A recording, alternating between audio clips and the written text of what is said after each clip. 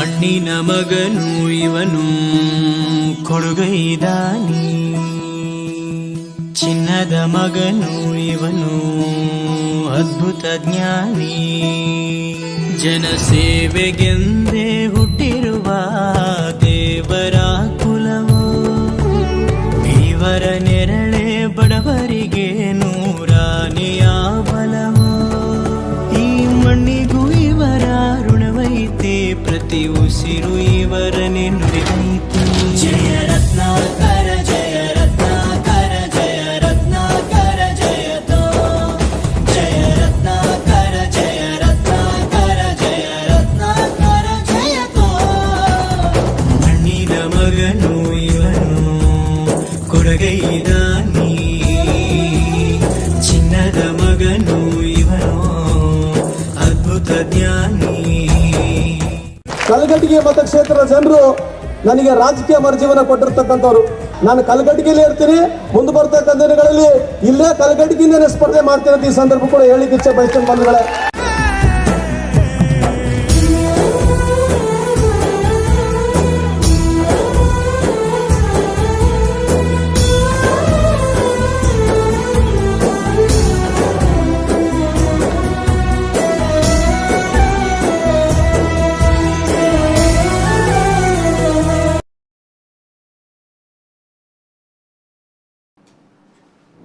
ನಮಸ್ತೆ, good morning all of you. ಎಲ್ರಿಗೂ ಮುಂಜಾನೆ ಶುಭಾಶಯಗಳು.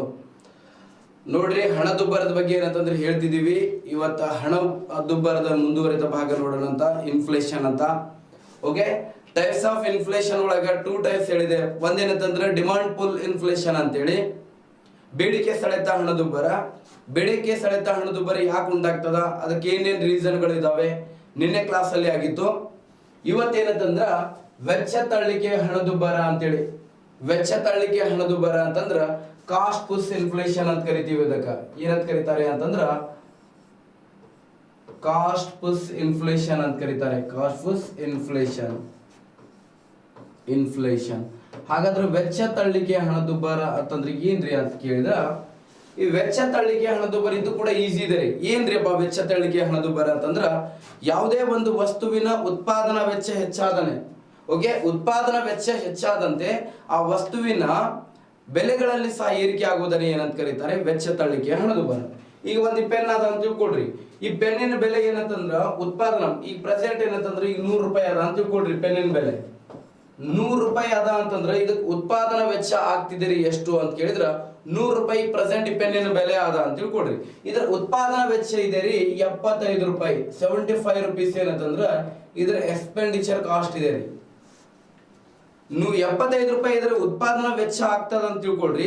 ಅವಾಗ ಏನಂತಂದ್ರ 100 ರೂಪಾಯಿಗೆ ಏನಂತಂದ್ರ ಇದಕ್ಕೆ ಮಾರಾಟ ಮಾಡತ್ತಾರ. 100 ರೂಪಾಯಿ ಮಾರಾಟ ಮಾಡತ್ತಾರ ಅಂತಂದ್ರ ಈಗ ಇದ್ರ ಉತ್ಪಾದನಾ ವೆಚ್ಚನೇ 175 ರೂಪಾಯಿ ಆಯ್ತು ಅಂತ ತಿಳ್ಕೊಳ್ರಿ. 175 ರುಪೀಸ್ ಆಯ್ತು ಅಂತ ತಿಳ್ಕೊಳ್ರಿ. ಯೂಸಲಿ ಇದರ ರೇಟ್ ಏನಾಗ್ತದ ನೋಡ್ರಿ, 75 ರೂಪಾಯಿ ಉತ್ಪಾದನಾ ವೆಚ್ಚ ಆದಾಗ ಏನಂತಂದ್ರ 100 ರೂಪಾಯಿಗೆ ಮಾರ್ತಿದ್ರು ಅವರು.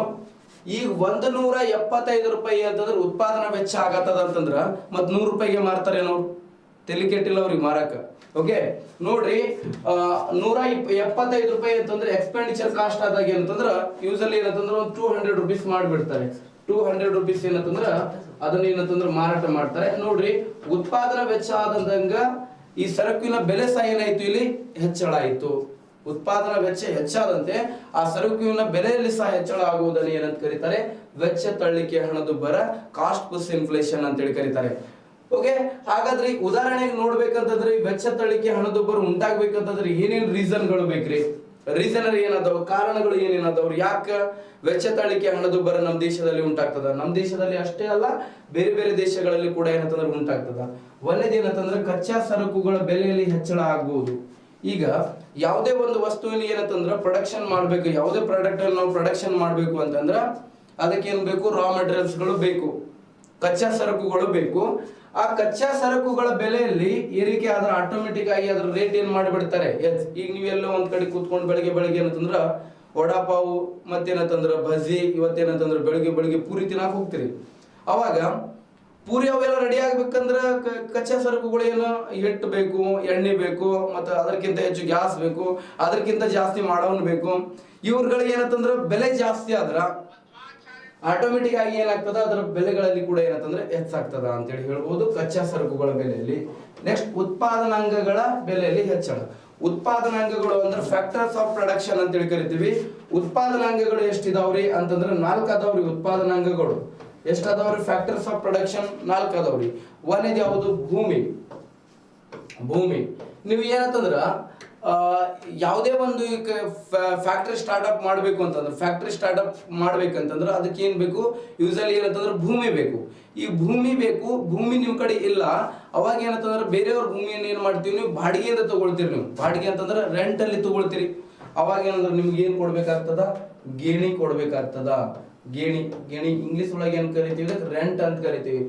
ರೆಂಟಿಗೆ ತಗೊಂಡಾಗ ಏನಂತಂದ್ರ ಅದ್ ರೆಂಟ್ ಬೆಲೆ ಮೊದಲು ಕಡಿಮೆ ಇದ್ದಾಗ ಏನಂತಂದ್ರೆ ವಸ್ತುಗಳ ಬೆಲೆ ಕೂಡ ಕಡಿಮೆ ಇತ್ತು. ಈಗ ಸಡನ್ಲಿ ಏನಾಗ್ಯದ? ರೆಂಟ್ ಜಾಸ್ತಿ ಆಗ್ಯದ. ರೆಂಟ್ ಜಾಸ್ತಿ ಆದ್ರೆ ಆಟೋಮೆಟಿಕ್ ಆಗಿ ಆ ಬೆಲೆ, ವಸ್ತುವಿನ ಬೆಲೆಯಲ್ಲಿ ಕೂಡ ಏನಂತಂದ್ರೆ ಹೆಚ್ಚಳ ಆಗ್ತದ. ನೆಕ್ಸ್ಟ್ ಇದಾದ ನಂತರ ಏನಂತಂದ್ರ ಭೂಮಿ ಆದ ನಂತರ ಏನಂತಂದ್ರ ಶ್ರಮ ಅಂತ ಕರಿತೀವಿ. ಶ್ರಮ ಅಂತಂದ್ರ ಕೂಲಿ. ಶ್ರಮಕ್ಕೆ ಏನ್ ಮಾಡ್ತಾರೆ? ಕೂಲಿ ಕೊಡ್ತಾರೆ. ಕೂಲಿ ದರ ಮೊದಲು ಏನಂತಂದ್ರೆ ಕಡಿಮೆ ಇತ್ತು. ಈಗ ಏನಾಗ್ಯದ? ಕೂಲಿಯ ದರದಲ್ಲಿ ಏನಾಗ್ಯದ? ಹೆಚ್ಚಳ ಆಗ್ಯದ. ಕೂಲಿ ದರದಲ್ಲಿ ಹೆಚ್ಚಳ ಆದ್ರೆ ಆಟೋಮೆಟಿಕ್ ಆಗಿ ಅವ್ರ ಬೆಲೆಯಲ್ಲಿ ಕೂಡ ಏನಂತಂದ್ರೆ ಹೆಚ್ಚು ಮಾಡಿಬಿಡ್ತಾರೆ ಆಟೋಮೆಟಿಕ್ ವಸ್ತುವಿನ ಬೆಲೆ. ನೆಕ್ಸ್ಟ್ ಮೂರನೇದು ಏನಂತಂದ್ರ ಬಂಡವಾಳ ಅಂತೇಳಿ ಬರುತ್ತೆ. ಬಂಡವಾಳ ಅಂತಂದ್ರೆ ಏನಪ್ಪಾ ಅಂತ ಕೇಳಿದ್ರ ಇಂಟ್ರೆಸ್ಟ್ ಅಂತ ಕರಿತೀವಿ. ಬಂಡವಾಳಕ್ಕೆ ಏನ್ ಕೊಡ್ತಾರೆ? ಇಂಟ್ರೆಸ್ಟ್ ಕೊಡ್ತಾರೆ. ಈಗ ಬಂಡವಾಳ ಏನಾಗ್ಬೇಕು? ಬಡ್ಡಿಯಿಂದ ತಗೊಳ್ತೀವಿ ನೀವು ಬಂಡವಾಳ. ಈಗ ಇದಕ್ಕೇನು ಬಂಡವಾಳಕ್ಕೆ ಏನ್ ಕೊಡ್ತಾರೆ? ಬಡ್ಡಿ. ನೀವು ಎಲ್ಲಿಂದ ಬಂದು ಏನಂತಂದ್ರೆ ಸಾಲ ತಗೊಳ್ತೀರಿ. ರೇಟ್ ಆಫ್ ಇಂಟ್ರೆಸ್ಟ್ ಕಡಿಮೆ ಇತ್ತಂದ್ರೆ ಓಕೆಪ್ಪ. ರೇಟ್ ಆಫ್ ಇಂಟ್ರೆಸ್ಟ್ ಜಾಸ್ತಿ ಆದ್ರೆ ಆ ವಸ್ತುವಿನ ಬೆಲೆಗಳಲ್ಲಿ ಏನ್ ಮಾಡ್ಬಿಡ್ತಾರೆ? ಜಾಸ್ತಿ ಮಾಡ್ಬಿಡ್ತಾರೆ. ಇದರ ದರದಲ್ಲಿ ಹೆಚ್ಚಳ ಆಗಬಹುದು. ಇವೆಲ್ಲ 3 ಉತ್ಪಾದನಾಂಗಗಳ ಕೊರತೆ ಆಗಬಹುದು. ನೆಕ್ಸ್ಟ್ ಏನಂತಂದ್ರೆ ಕೈಗಾರಿಕಾ ಬಿಕ್ಕಟ್ಟು ರೀ. ಕೈಗಾರಿಕಾ ಬಿಕ್ಕಟ್ಟಿನಿಂದ ಕೂಡ ಏನಂತಂದ್ರ ಈ ವೆಚ್ಚ ತಳಿಕೆ ಹಣದುಬ್ಬರ ಉಂಟಾಗ್ತದ. ಕೈಗಾರಿಕಾ ಬಿಕ್ಕಟ್ಟು ಅಂತಂದ್ರ ಕೈಗಾರಿಕೆಗಳಲ್ಲಿ ಏನಾಗಬಹುದ್ರಿ? ಕೈಗಾರಿಕೆಗಳಲ್ಲಿ ಹರತಾಳ ಆಗ್ಬಹುದು, ಮುಷ್ಕರ ಆಗ್ಬಹುದು. ಮುಷ್ಕರ ಆಗಿ ಏನಂತಂದ್ರೆ ವಸ್ತುಗಳನ್ನ ಯಾರು ಪ್ರೊಡಕ್ಷನ್ ಮಾಡತ್ತಿಲ್ಲ, ಹೊಟ್ಟೆ ಕೆಲಸ ಮಾಡತ್ತಿಲ್ಲ, ಕೈಗಾರಿಕೆ ಕ್ಲೋಸ್ ಆಗ್ಯದ ಅಂತ ತಿಳ್ಕೊಳ್ರಿ. ಅವಾಗ ಏನಂತಂದ್ರೆ ರೇಟ್ ಏನಾಗ್ತದ? ಹೆಚ್ಚಾಗ್ತದ. ನೆಕ್ಸ್ಟ್ ಏನಂತಂದ್ರ ರಫ್ತು ಪ್ರಮಾಣದಲ್ಲಿ ಹೆಚ್ಚಳ. ರಫ್ತು ಪ್ರಮಾಣದಲ್ಲಿ ಹೆಚ್ಚಳ ಮಾಡಿದಾಗ ಕೂಡ ಏನಂತಂದ್ರೆ ಇದೇ ಹಣದುಬ್ಬರ ಸಂಭವಿಸ್ತದ್ರಿ. ರಫ್ತು ಪ್ರಮಾಣದಲ್ಲಿ ಹೆಚ್ಚಳ ಆದ್ರೆ ನಮ್ ಕಡೆ ಇರುವಂತ ಎಲ್ಲಾ ರಾ ಮಟೀರಿಯಲ್ಸ್ ಅನ್ನ ಏನ್ ಮಾಡಿದೀವಿ ನಾವು? ಹೆಚ್ಚು ರೊಕ್ಕ ಬರತೈತೆ ಅಂತೇಳಿ ಬೇರೆ ದೇಶಕ್ಕೆ ಮಾರಾಟ ಮಾಡ್ಬಿಟ್ಟಿವಿ ಅಂತ ತಿಳ್ಕೊಳ್ರಿ. ಅವಾಗ ನಮಗೆ ರಾ ಮೆಟೀರಿಯಲ್ಸ್ ಗಳು ಇರಂಗಿಲ್ಲ. ಆಟೋಮೆಟಿಕ್ ಆಗಿ ವಸ್ತುಗಳ ಬೆಲೆ ಏನಾಗ್ತದೆ? ಹೆಚ್ಚಾಗ್ತದ. ನೆಕ್ಸ್ಟ್ ನೈಸರ್ಗಿಕ ವಿಕೋಪಗಳು ಅಂತಂದ್ರ ಫ್ಲಡ್ ಆಗಬಹುದು ಅಥವಾ ಬರಗಾಲ ಆಗಬಹುದು. ಫ್ಲಡ್ ಆಗಿ ಬರಗಾಲ ಆಗಿ ಏನಂತಂದ್ರ ಕಚ್ಚಾ ವಸ್ತುಗಳು ಇಲ್ಲದೆ ಇರಬಹುದು. ಕಚ್ಚಾಗಳ ವಸ್ತುಗಳು ಈಗ ಲಾಸ್ಟ್ ಟೈಮ್ ಏನಂತಂದ್ರ ಫ್ಲಡ್ ಬಂದ್ ಏನಂತಂದ್ರೆ ಈರುಳ್ಳಿ ಬೆಳೆದಿರುವಂತ ಪ್ರದೇಶಗಳೆಲ್ಲ ಕೊಚ್ಕೊಂಡು ಹೋಗಿತ್ತು ನಮ್ಮ ಇಂಡಿಯಾ ಒಳಗ 19 ಮತ್ತು 20 ಒಳಗ.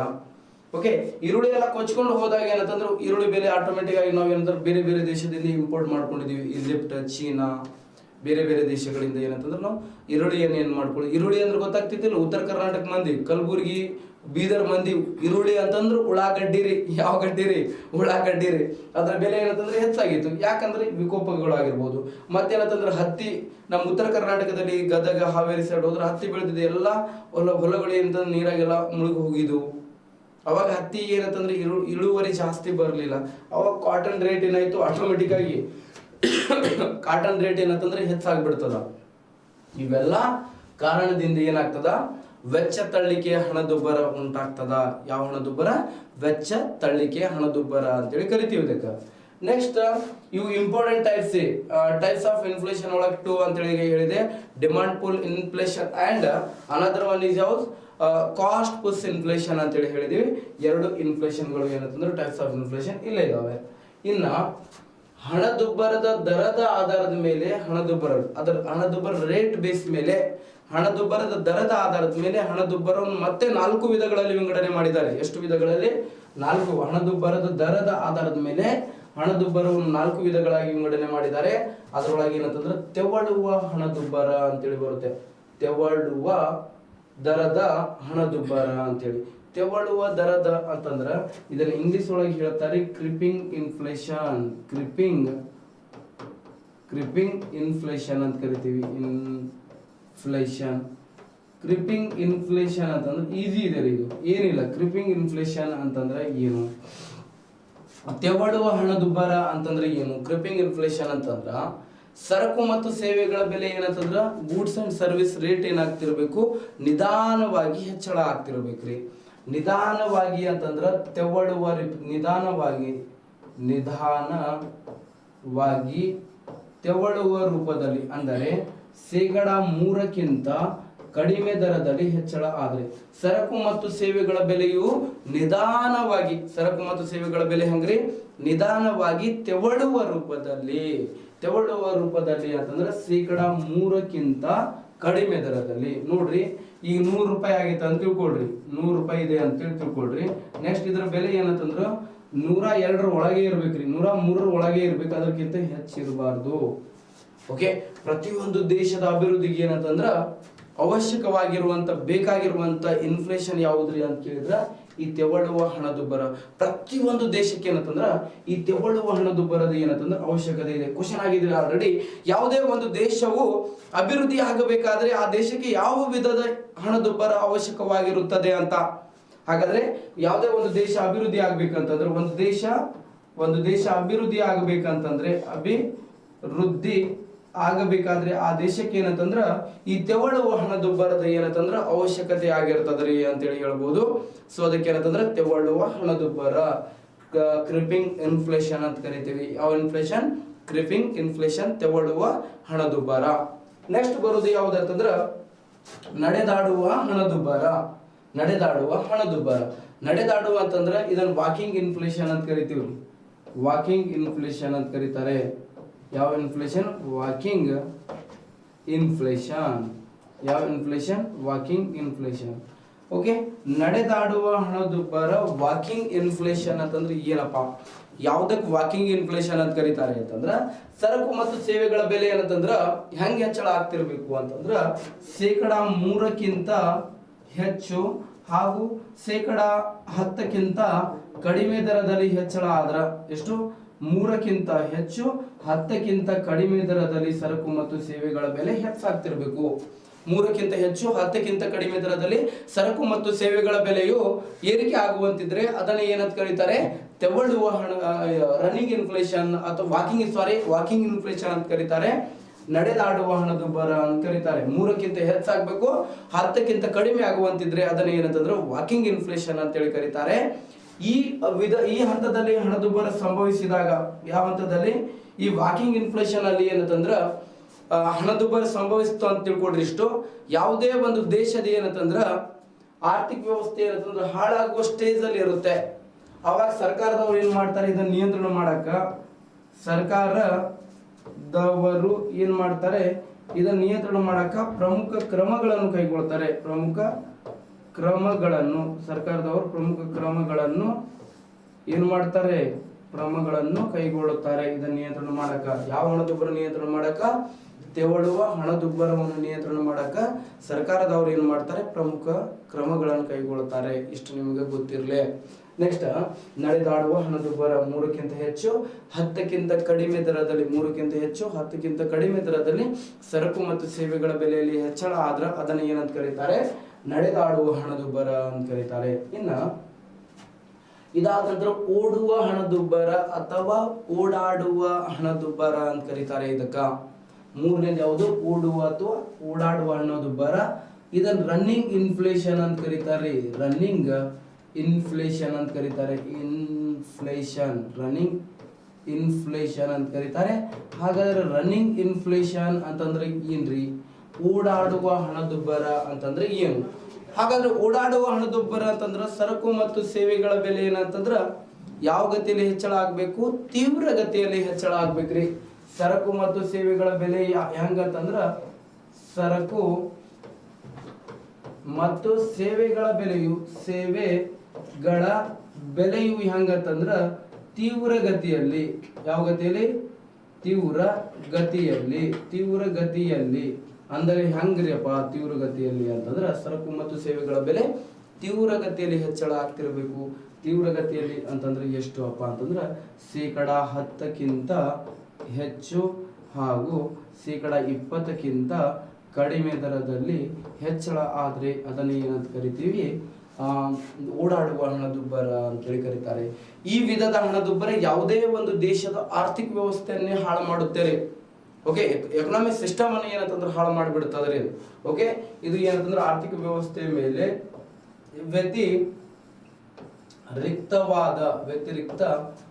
ವ್ಯತಿರಿಕ್ತವಾದ ಪರಿಣಾಮವನ್ನು ಬೀರಿಸುತ್ತದೆ ರೀ.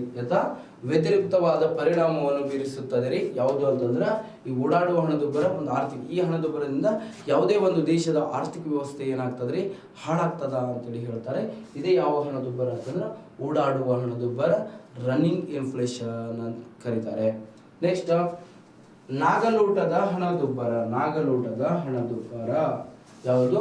ನಾಗಲೋಟದ ಹಣದುಬ್ಬರ ಅಂತಂದ್ರ ಹೈಪರ್ ಇನ್ಫ್ಲೇಷನ್ ಅಂತ ಕರಿತೀವಿ ಇದಕ್ಕ. ಯಾವ ಇನ್ಫ್ಲೇಷನ್? Hyper inflation. ಹೈಪರ್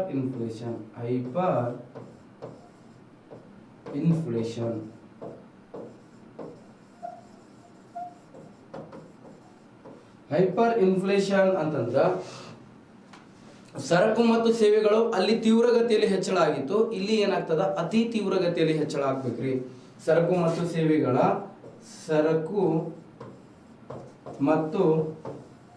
ಸೇವೆಗಳ ಬೆಲೆಯು ಏನಾಗಬೇಕು? ಅತಿ ತೀವ್ರಗತಿಯಲ್ಲಿ ಹೆಚ್ಚಳ ಆಗ್ಬೇಕ್ರಿ. ಅತಿ ತೀವ್ರಗತಿಯಲ್ಲಿ ಏನಾಗ್ತಿರ್ಬೇಕು? ತೀವ್ರಗತಿಯಲ್ಲಿ ಹೆಚ್ಚಳ ಆಗ್ತಿರ್ಬೇಕು. ಸರಕು ಮತ್ತು ಸೇವೆಗಳ ಬೆಲೆ ಅತಿ ತೀವ್ರಗತಿಯಲ್ಲಿ ಹೆಚ್ಚಳ ಆಗುವಂತಿದ್ರೆ ಅದನ್ನೇ ಏನಂತ ಕರೀತಾರೆ ಅಂತಂದ್ರೆ ನಾಗಲೋಟದ ಹಣದುಬ್ಬರ ಅಂತ ಕರೀತಾರೆ. ಈ ವಿಧದ ಹಣದುಬ್ಬರ ಎಷ್ಟಪ್ಪ ಅಂತಂದ್ರೆ ಶೇಕಡ 20ಕ್ಕಿಂತ ಹೆಚ್ಚು 100ಕ್ಕಿಂತ ಕಡಿಮೆ ದರದಲ್ಲಿ ಅಂತಂದ್ರೆ ಸರಕು ಮತ್ತು ಸೇವೆಗಳ ಬೆಲೆ ಏನಾಗ್ತದ? ಹೆಚ್ಚಳ ಆಗ್ತದ. ಕೆಲವೊಮ್ಮೆ ನೋಡ್ರಿ, ಈ ಹೈಪರ್ ಇನ್ಫ್ಲೇಷನ್ ಒಳಗೆ ಕೆಲವೊಮ್ಮೆ ಏನಂತಂದ್ರೆ 200ಕ್ಕಿಂತ ಹೆಚ್ಚು ದರದಲ್ಲಿ ಕೂಡ ಸರಕು ಮತ್ತು ಸೇವೆಗಳ ಬೆಲೆ ಎಲ್ಲಿ ಏರಿಕೆ ಆಗ್ತದ ಅಂತೆ? 200ಕ್ಕಿಂತ ಕಡಿಮೆ ದರದಲ್ಲಿ ಅಂತಂದ್ರ 100 ರೂಪಾಯಿ ಇದ್ದಿದ್ದು ಏನಾಗ್ಬಿಡ್ತೈತೆ? 200% ಇನ್ಫ್ಲೇಷನ್ ಅಂತಂದ್ರ 300 ರೂಪಾಯಿ ಆಗೋದು. ಇದೇ ಏನಂತಂದ್ರ ಯಾವ ಇನ್ಫ್ಲೇಷನ್ ಅಂತಂದ್ರೆ ಹೈಪರ್ ಇನ್ಫ್ಲೇಷನ್ ಅಂತ ಕರಿತೀವಿ. ಈ ಪ್ರಸ್ತುತ ಎಕ್ಸಾಂಪಲ್ ಹೇಳ್ರಿ ಸರ್, ಯಾವ ದೇಶದಲ್ಲಿ ಸಂಭವಿಸ್ತಿದೆ ಅಂತಂದ್ರೆ ಶ್ರೀಲಂಕಾ ಏನಂತಂದ್ರೆ ಆರ್ಥಿಕ ತುರ್ತು ಪರಿಸ್ಥಿತಿಯನ್ನು ಹಾಕೊಂಡಿದೆ. ಅಲ್ಲಿ ಏನಂತಂದ್ರೆ ಈ ಪ್ರೆಸೆಂಟ್ ಯಾವ್ದಿದೆ ಅಂತಂದ್ರೆ ನಾಗಲೋಟದ ಹಣದುಬ್ಬರ ಇದೆ. ನೆಕ್ಸ್ಟ್ ಏನು ಉಕ್ರೇನ್ ರಷ್ಯಾ ದೇಶಗಳಲ್ಲಿ ಯುದ್ಧದ ವಾತಾವರಣ ಮೂಡಿತಲ್ಲ, ಸೊ ಅಲ್ಲಿ ಕೂಡ ಏನಂತಂದ್ರೆ ಇನ್ಫ್ಲೇಷನ್ ಬಹಳಷ್ಟು ಇದೆ. ಯಾಕಂದ್ರೆ ಮಂದಿ ಎದ್ರಿ ಏನಂತಂದ್ರೆ ಯಾರು ಮಾರ್ಕೆಟಿಗೆ ಬರಂಗಿಲ್ರಿ, ಯಾರು ಯಾವಾಗ ಬಾಂಬ್ ಹೋಗಿತಾರೆ, ಯಾರು ಯಾವಾಗ ಗುಂಡು ಹಾರಿಸ್ತಾರ ಅಂತ ಗೊತ್ತಿಲ್ಲ. ಜೀವ ಬೇಕು, ಏನ್ ಬಿಸ್ನೆಸ್ ಬೇಕು? ಜೀವನೇ ಬೇಕ್ರಿ. ಅದಕ್ಕೆ ಏನಂತಂದ್ರೆ ಮತ್ತೆ ಬದುಕಿದ್ರೆ 4 ದಿನ ಬದುಕಬಹುದು. ಜೀವನೇ ಇಲ್ಲ ಅಂತಂದ್ರೆ ಏನ್ ಬಿಸ್ನೆಸ್ ಮಾಡಿ ಏನ್ ಮಾಡೋದೈತಿ ಅಂತ ಹೇಳಿ ಯಾರು ಬರಂಗಿಲ್ಲ. ಮತ್ ಲಾಸ್ಟ್ ಟೈಮ್ ಏನಂತಂದ್ರೆ ತಾಲಿಬಾನ್ಗಳಿಂದ ಇನ್ನೊಂದು ಎಷ್ಟು 7-8 ತಿಂಗಳಾಯ್ತಲ್ಲ, ತಾಲಿಬಾನ್ಗಳು ಹೆಂಗ್ ಮಾಡಿದ್ರು? ಎಲ್ಲಿ? ಅಫ್ಘಾನಿಸ್ತಾನ ಒಳಗೆ. ಸೊ ಅಫ್ಘಾನಿಸ್ತಾನ ಕೂಡ ಏನಂತಂದ್ರೆ ಈ ಹೈಪರ್ ಇನ್ಫ್ಲೇಷನ್ ಸಂಭವಿಸಿತ್ತು. ಒಂದು ವಾಟರ್ ಬಾಟಲ್ ತಗೋಬೇಕಂದ್ರೆ 200 ರೂಪಾಯಿ 2,000 ರೂಪಾಯಿ ಕೊಟ್ಟಾರಲ್ಲಿ. ಒಂದು ಬ್ರೆಡ್ ಪ್ಯಾಕೆಟ್ ಬೇಕು ಅಂತಂದ್ರೆ 2,000 1,500 ಅಷ್ಟೇ ಅಂದ್ರೆ ಕೊಟ್ಟು ಬ್ರೆಡ್ ತಗೊಂಡ್ರಿ. ಯಾಕಂದ್ರೆ ಸಪ್ಲೈನೇ ಇಲ್ರಿ. ಎಲ್ಲ ಯುದ್ಧದ ವಾತಾವರಣ ಅಂದ್ರೆ ಎಲ್ಲ ಕ್ಲೋಸ್ ಎಲ್ಲ ಕ್ಲೋಸ್ ಇದ್ರ ಮತ್ತೇನಂತಂದ್ರೆ ಪ್ರಾಡಕ್ಟ್ ಸಿಗ್ಬೇಕಿಲ್ಲಿಂದ್ರಿ ಜನರ ಹತ್ರ. ಸೊ ಅದಕ್ಕೆ ಏನಂತಂದ್ರ ಇವೆಲ್ಲ ಕಾರಣಗಳು ಏನಂತಂದ್ರೆ ವಿಧಗಳು ಅಂತೇಳಿ ಕರಿತೀವಿ. ಒಂದೇನಂತಂದ್ರ ಕ್ರೀಪಿಂಗ್ ಇನ್ಫ್ಲೇಷನ್ ಅಂತಂದ್ರೆ 3ಕ್ಕಿಂತ ಕಡಿಮೆ ದರದಲ್ಲಿ ಹೆಚ್ಚಳ ಆಗಬೇಕು. ನೆಕ್ಸ್ಟ್ ವಾಕಿಂಗ್ ಅಂತಂದ್ರೆ 3ಕ್ಕಿಂತ ಹೆಚ್ಚು, ನೆಕ್ಸ್ಟ್ 10ಕ್ಕಿಂತ ಕಡಿಮೆ. ರನ್ನಿಂಗ್ ಅಂದ್ರೆ 10ಕ್ಕಿಂತ ಹೆಚ್ಚು 20ಕ್ಕಿಂತ ಕಡಿಮೆ. ನೆಕ್ಸ್ಟ್ ಹೈಪರ್ ಅಂತಂದ್ರೆ 20ಕ್ಕಿಂತ ಹೆಚ್ಚು ಇರಬೇಕು. ಕೆಲವೊಮ್ಮೆ 20ಕ್ಕಿಂತ ಹೆಚ್ಚು 100ಕ್ಕಿಂತ ಕಡಿಮೆ, ಕೆಲವೊಮ್ಮೆ 20ಕ್ಕಿಂತ ಹೆಚ್ಚು 200ಕ್ಕಿಂತ ಕಡಿಮೆ ದರದಲ್ಲಿ ಸರಕು ಮತ್ತು ಸೇವೆಗಳ ಬೆಲೆ ಹೆಚ್ಚಳ ಆಗ್ತಿರಬೇಕು. ಈ ನಾಗಲೋಟದ ಹಣದುಬ್ಬರದಲ್ಲಿ ಯಾವುದೇ ಒಂದು ದೇಶದ ಆರ್ಥಿಕ ವ್ಯವಸ್ಥೆ ಪೂರ ಹಾಳಾಗ್ಬಿಡುತ್ತೆ. ಇದನ್ನ ನಿಯಂತ್ರಣ ಮಾಡಕ್ ಕಷ್ಟ, ಆದ್ರೂ ಕೂಡ ಏನಂತಂದ್ರೆ ಸಾಧ್ಯ ಅಂತೇಳಿ ಹೇಳ್ತಾರೆ. ಪ್ರತಿಯೊಂದು ಸಮಸ್ಯೆಗಳಿಗೆ ಏನಂತಂದ್ರೆ ಒಂದೊಂದು ಪರಿಹಾರಗಳು ಅನ್ನೋದು ಇದ್ದೇ ಇರ್ತವೆ. ಸೊ ಅದಕ್ಕೆ ಏನಂತಂದ್ರೆ ಇದನ್ನ ನಿಯಂತ್ರಣ ಮಾಡಕ್ಕೆ ಏನಂತಂದ್ರೆ ಗೌರ್ಮೆಂಟ್ ದವ್ರಿಗೆ. ಹಣದುಬ್ಬರ ಯಾರು ನಿಯಂತ್ರಣ ಮಾಡ್ತಾರೆ ಸರ ಅಂತ ಕೇಳ್ತಿದ್ರಿ? ಕೇಂದ್ರ ಸರ್ಕಾರ ಮತ್ತು RBI ದವರು ಏನ್ ಮಾಡ್ತಾರೆ? ಜಂಟಿಯಾಗಿ ಇನ್ಫ್ಲೇಷನ್ ಅನ್ನು ಕಂಟ್ರೋಲ್ ಮಾಡ್ತಾರೆ. ಆಲ್ರೆಡಿ 545 ಎಕ್ಸಾಮ್ PSI ಎಕ್ಸಾಮ್ ಅಲ್ಲಿ ಕ್ವಶನ್ ಆಗಿದ್ದು ಇನ್ಫ್ಲೇಷನ್ ಅನ್ನು ಯಾರು ಕಂಟ್ರೋಲ್ ಮಾಡ್ತಾರ ಅಂತ. RBI ಪ್ಲಸ್ ಏನಂತಂದ್ರೆ ಕೇಂದ್ರ ಸರ್ಕಾರದವ್ರು ಏನ್ ಮಾಡ್ತಾರೆ? ನಿಯಂತ್ರಣ ಮಾಡ್ತಾರೆ. ರೈಟ್. ನೆಕ್ಸ್ಟ್ ಏನಂತಂದ್ರ ಇದಾದ ನಂತರ ಹಣದುಬ್ಬರದ ಇತರೆ ವಿಧಗಳು ಬರ್ತಾವ್ರಿ. ಕೆಲವೊಂದು ಇತರೆ ವಿಧಗಳು, okay, other types of inflation ಅಂತ ಕರಿತೀವಿ. ಹಣದುಬ್ಬರದ ಇತರೆ ವಿಧಗಳು, ಅದರ್ ಟೈಪ್ಸ್ ಆಫ್ ಇನ್ಫ್ಲೇಷನ್ ಅಂತ ಕರಿತೀವಿ. ಇದಕ್ಕೆ other types of inflation, other types of inflation. Other types of inflation. Other types of inflation ನೋಡಿದಾಗ ಒಂದೇದು ಬರುತ್ತೆ ರೀ ಮೂಲ ಹಣದುಬ್ಬರ. ಇದನ್ನ ಏನಂತಂದ್ರೆ ಕೋರ್ ಇನ್ಫ್ಲೇಷನ್ ಅಂತ ಕರೀತಾರೆ. ಕೋರ್ ಇನ್ಫ್ಲೇಷನ್ ಅಂತ ಕರೀತಾರೆ. ಯಾವ ಇನ್ಫ್ಲೇಷನ್? Core inflation. ಈಸಿ ಇದೆ ರೀ ಕೋರ್ ಇನ್ಫ್ಲೇಷನ್ ಅಂತಂದ್ರೆ. ಏನ್ರಿ ಕೋರ್ ಇನ್ಫ್ಲೇಷನ್? ಮೂಲ ಹಣದುಬ್ಬರ ಅಂತಂದ್ರ ನೋಡ್ರಿ, ಮೂಲ ಹಣದುಬ್ಬರ ಅಂತಂದ್ರ ಇದು ಮೊಟ್ಟ ಮೊದಲ ಬಾರಿಗೆ ಏನಂತಂದ್ರ 2001 ನಲ್ಲಿ ಮೂಲ ಹಣದುಬ್ಬರ ಸಂಭವಿಸಿದ್ದು ಯುರೋಪ್ ರಾಷ್ಟ್ರಗಳಲ್ಲಿ, ವೆಸ್ಟರ್ನ್ ಕಂಟ್ರೀಸ್ಗಳಲ್ಲಿ, ಯುರೋಪ್ ರಾಷ್ಟ್ರಗಳಲ್ಲಿ ಸಂಭವಿಸಿತ್ತು. ರಾಷ್ಟ್ರಗಳಲ್ಲಿ ಏನಾಗಿತ್ತು? ಸಂಭವಿಸಿತ್ತು. ಮೂಲ ಹಣದುಬ್ಬರ ಮೊಟ್ಟ ಮೊದಲ ಬಾರಿಗೆ ಎಲ್ಲಿ ಸಂಭವಿಸಿತ್ತು ಅಂತ ಕೇಳಿದ್ರ ಯುರೋಪ್ ರಾಷ್ಟ್ರಗಳಲ್ಲಿ ಸಂಭವಿಸಿತ್ತು 2001ರಲ್ಲಿ. ಮೂಲ ಹಣದುಬ್ಬರ ಅಂತಂದ್ರೆ ಏನ್ರಿ? ಯಾವುದಕ್ಕೆ ಮೂಲ ಹಣದುಬ್ಬರ ಅಂತ ಹೇಳಿ ಕರೀತಾರೆ ಅಂತಂದ್ರ ಆಹಾರ ಮತ್ತು ಇಂಧನ ಸರಕುಗಳನ್ನು ಹೊರತುಪಡಿಸಿ. ಒಂದಿದೆ ರೀ ಆಹಾರ, ಒಂದಿದೆ ಯಾವುದು? ಆಹಾರ. ಮತ್ತೇನಂತಂದ್ರೆ ಇಂಧನ ಸರಕುಗಳ ಆಹಾರ ಮತ್ತೆ ಇನ್ನು ಎರಡನೇದು ಯಾವುದು? ಇಂಧನ ಸರಕುಗಳನ್ನು ಹೊರತುಪಡಿಸಿ. ಎರಡು ಸರಕುಗಳನ್ನು ಏನ್ ಮಾಡ್ರಿ? ಹೊರತುಪಡಿಸಿ. ಆಹಾರ ಮತ್ತು ಇಂಧನ ಸರಕುಗಳನ್ನು ಹೊರತುಪಡಿಸಿ ಇತರೆ ಸರಕು ಮತ್ತು ಸೇವೆಗಳ ಬೆಲೆಯಲ್ಲಿ ಏರಿಕೆ ಆಗುವುದನ್ನು ಏನಂತ ಕರೀತಾರೆ? ಮೂಲ ಹಣದುಬ್ಬರ. ಸರ್, ಇತರೆ ಸರಕುಗಳು ಯಾವ್ದ್ರಿ? ಆಹಾರ ಮತ್ತು ಇಂಧನ ಬಿಟ್ಟರೆ ಬೇರೆ ಯಾವ ಇಲ್ಲೇನ್ರಿ? ಬಟ್ಟೆ ಆಗಿರ್ಬೋದು, ವಿದ್ಯುತ್ ಶಕ್ತಿ ಆಗಿರ್ಬೋದು, ಮನೆ ಕಟ್ಟಡ ಆಗಿರ್ಬೋದು, ಮತ್ತೆ ಅಂದ್ರೆ ಕಟ್ಟಡ ಸಾಮಗ್ರಿಗಳಾಗಿರ್ಬೋದು, ಪ್ರಾಥಮಿಕ ಪದಾರ್ಥಗಳಾಗಿರ್ಬೋದು, ಉತ್ಪಾದಿತ ಪದಾರ್ಥಗಳಾಗಿರ್ಬೋದು, ಇವು ಎಲ್ಲವೂ ಏನಂತಂದ್ರ ಆಹಾರ ಮತ್ತು ಇಂಧನ ಹೊರತುಪಡಿಸಿ ಇತರೆ ಸರಕುಗಳು ಅಂತೇಳಿ ಹೇಳ್ತಾರೆ. ಓಕೆ, ಇಲ್ಲಿ ಕಾನ್ಸೆಪ್ಟ್ ಅರ್ಥ ಮಾಡ್ಕೊಳ್ಬೇಕು. ಇವೆಲ್ಲ ಏನಂತಂದ್ರೆ ಸ್ಟ್ಯಾಂಡರ್ಡ್ ಆಗಿರುವಂತ ಎಕ್ಸಾಮ್ ಅಲ್ಲಿ ಕೇಳಿದ ಕ್ವಶನ್ ಇವೆಲ್ಲ UPSC ಲೆವೆಲ್ ಎಲ್ಲ ಸ್ವಲ್ಪ ಲಾಜಿಕ್ ಆಗಿರ್ತಾರೆ. ಸ್ವಲ್ಪ ತಿಳ್ಕೊಂಡ್ರಿ ಏನಂತಂದ್ರ ಅರ್ಥ ಆಗ್ತದೆ. ಇನ್ನು ನೋಡ್ರಿ, ಮೂಲ ಹಣದುಬ್ಬರ ಅಂತಂದ್ರೆ ಏನ್ರಿ? ಯಾವ್ದಕ್ ಮೂಲ ಹಣದುಬ್ಬರ ಅಂತ ಕರೀತಾರೆ ಅಂತಂದ್ರ ಆಹಾರ ಮತ್ತು ಇಂಧನಗಳನ್ನು ಹೊರತುಪಡಿಸಿ ಇತರೆ ಸರಕು ಮತ್ತು ಸೇವೆಗಳ ಬೆಲೆಯಲ್ಲಿ ಏನಾಗ್ಬೇಕ್ರಿ? ಏರಿಕೆ ಆಗ್ತಿರ್ಬೇಕು. ಏರಿಕೆ ಆಗುವಂತಿದ್ರೆ ಅದನ್ನ ಏನಂತ ಕರೀತಾರೆ? ಮೂಲ ಹಣದುಬ್ಬರ ಅಂತೇಳಿ ಕರೀತಾರೆ. ಇಷ್ಟು ನಿಮ್ಗೆ ಏನಂತಂದ್ರ ಗೊತ್ತಿರ್ಬೇಕು.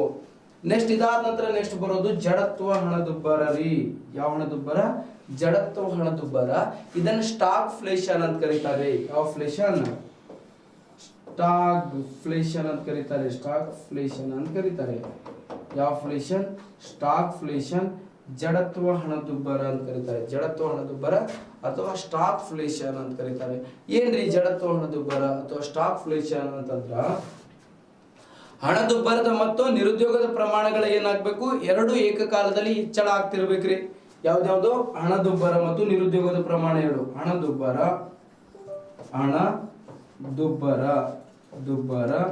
ಪ್ಲಸ್ ನಿರುದ್ಯೋಗದ ಪ್ರಮಾಣಗಳೆರಡು. ನಿರುದ್ಯೋಗದ ಪ್ರಮಾಣಗಳೆರಡು ಏನಾಗಬೇಕು? ಏಕಕಾಲದಲ್ಲಿ ಏನಾಗ್ತಿರ್ಬೇಕು? ಹೆಚ್ಚಳ ಆಗುವಂತಿದ್ದರೆ. ಹಣದುಬ್ಬರ ಮತ್ತು ನಿರುದ್ಯೋಗದ ಪ್ರಮಾಣಗಳೆರಡು ಏಕಕಾಲದಲ್ಲಿ ಹೆಚ್ಚಳಗೊಂಡರೆ ಅದನ್ನ ಏನಂತ ಕರೀತಾರೆ ಅಂತಂದ್ರೆ ಜಡತ್ವ ಹಣದುಬ್ಬರ ಅಂತ ಕರೀತಾರೆ. ಯಾವ ಹಣದುಬ್ಬರ? ಜಡತ್ವ.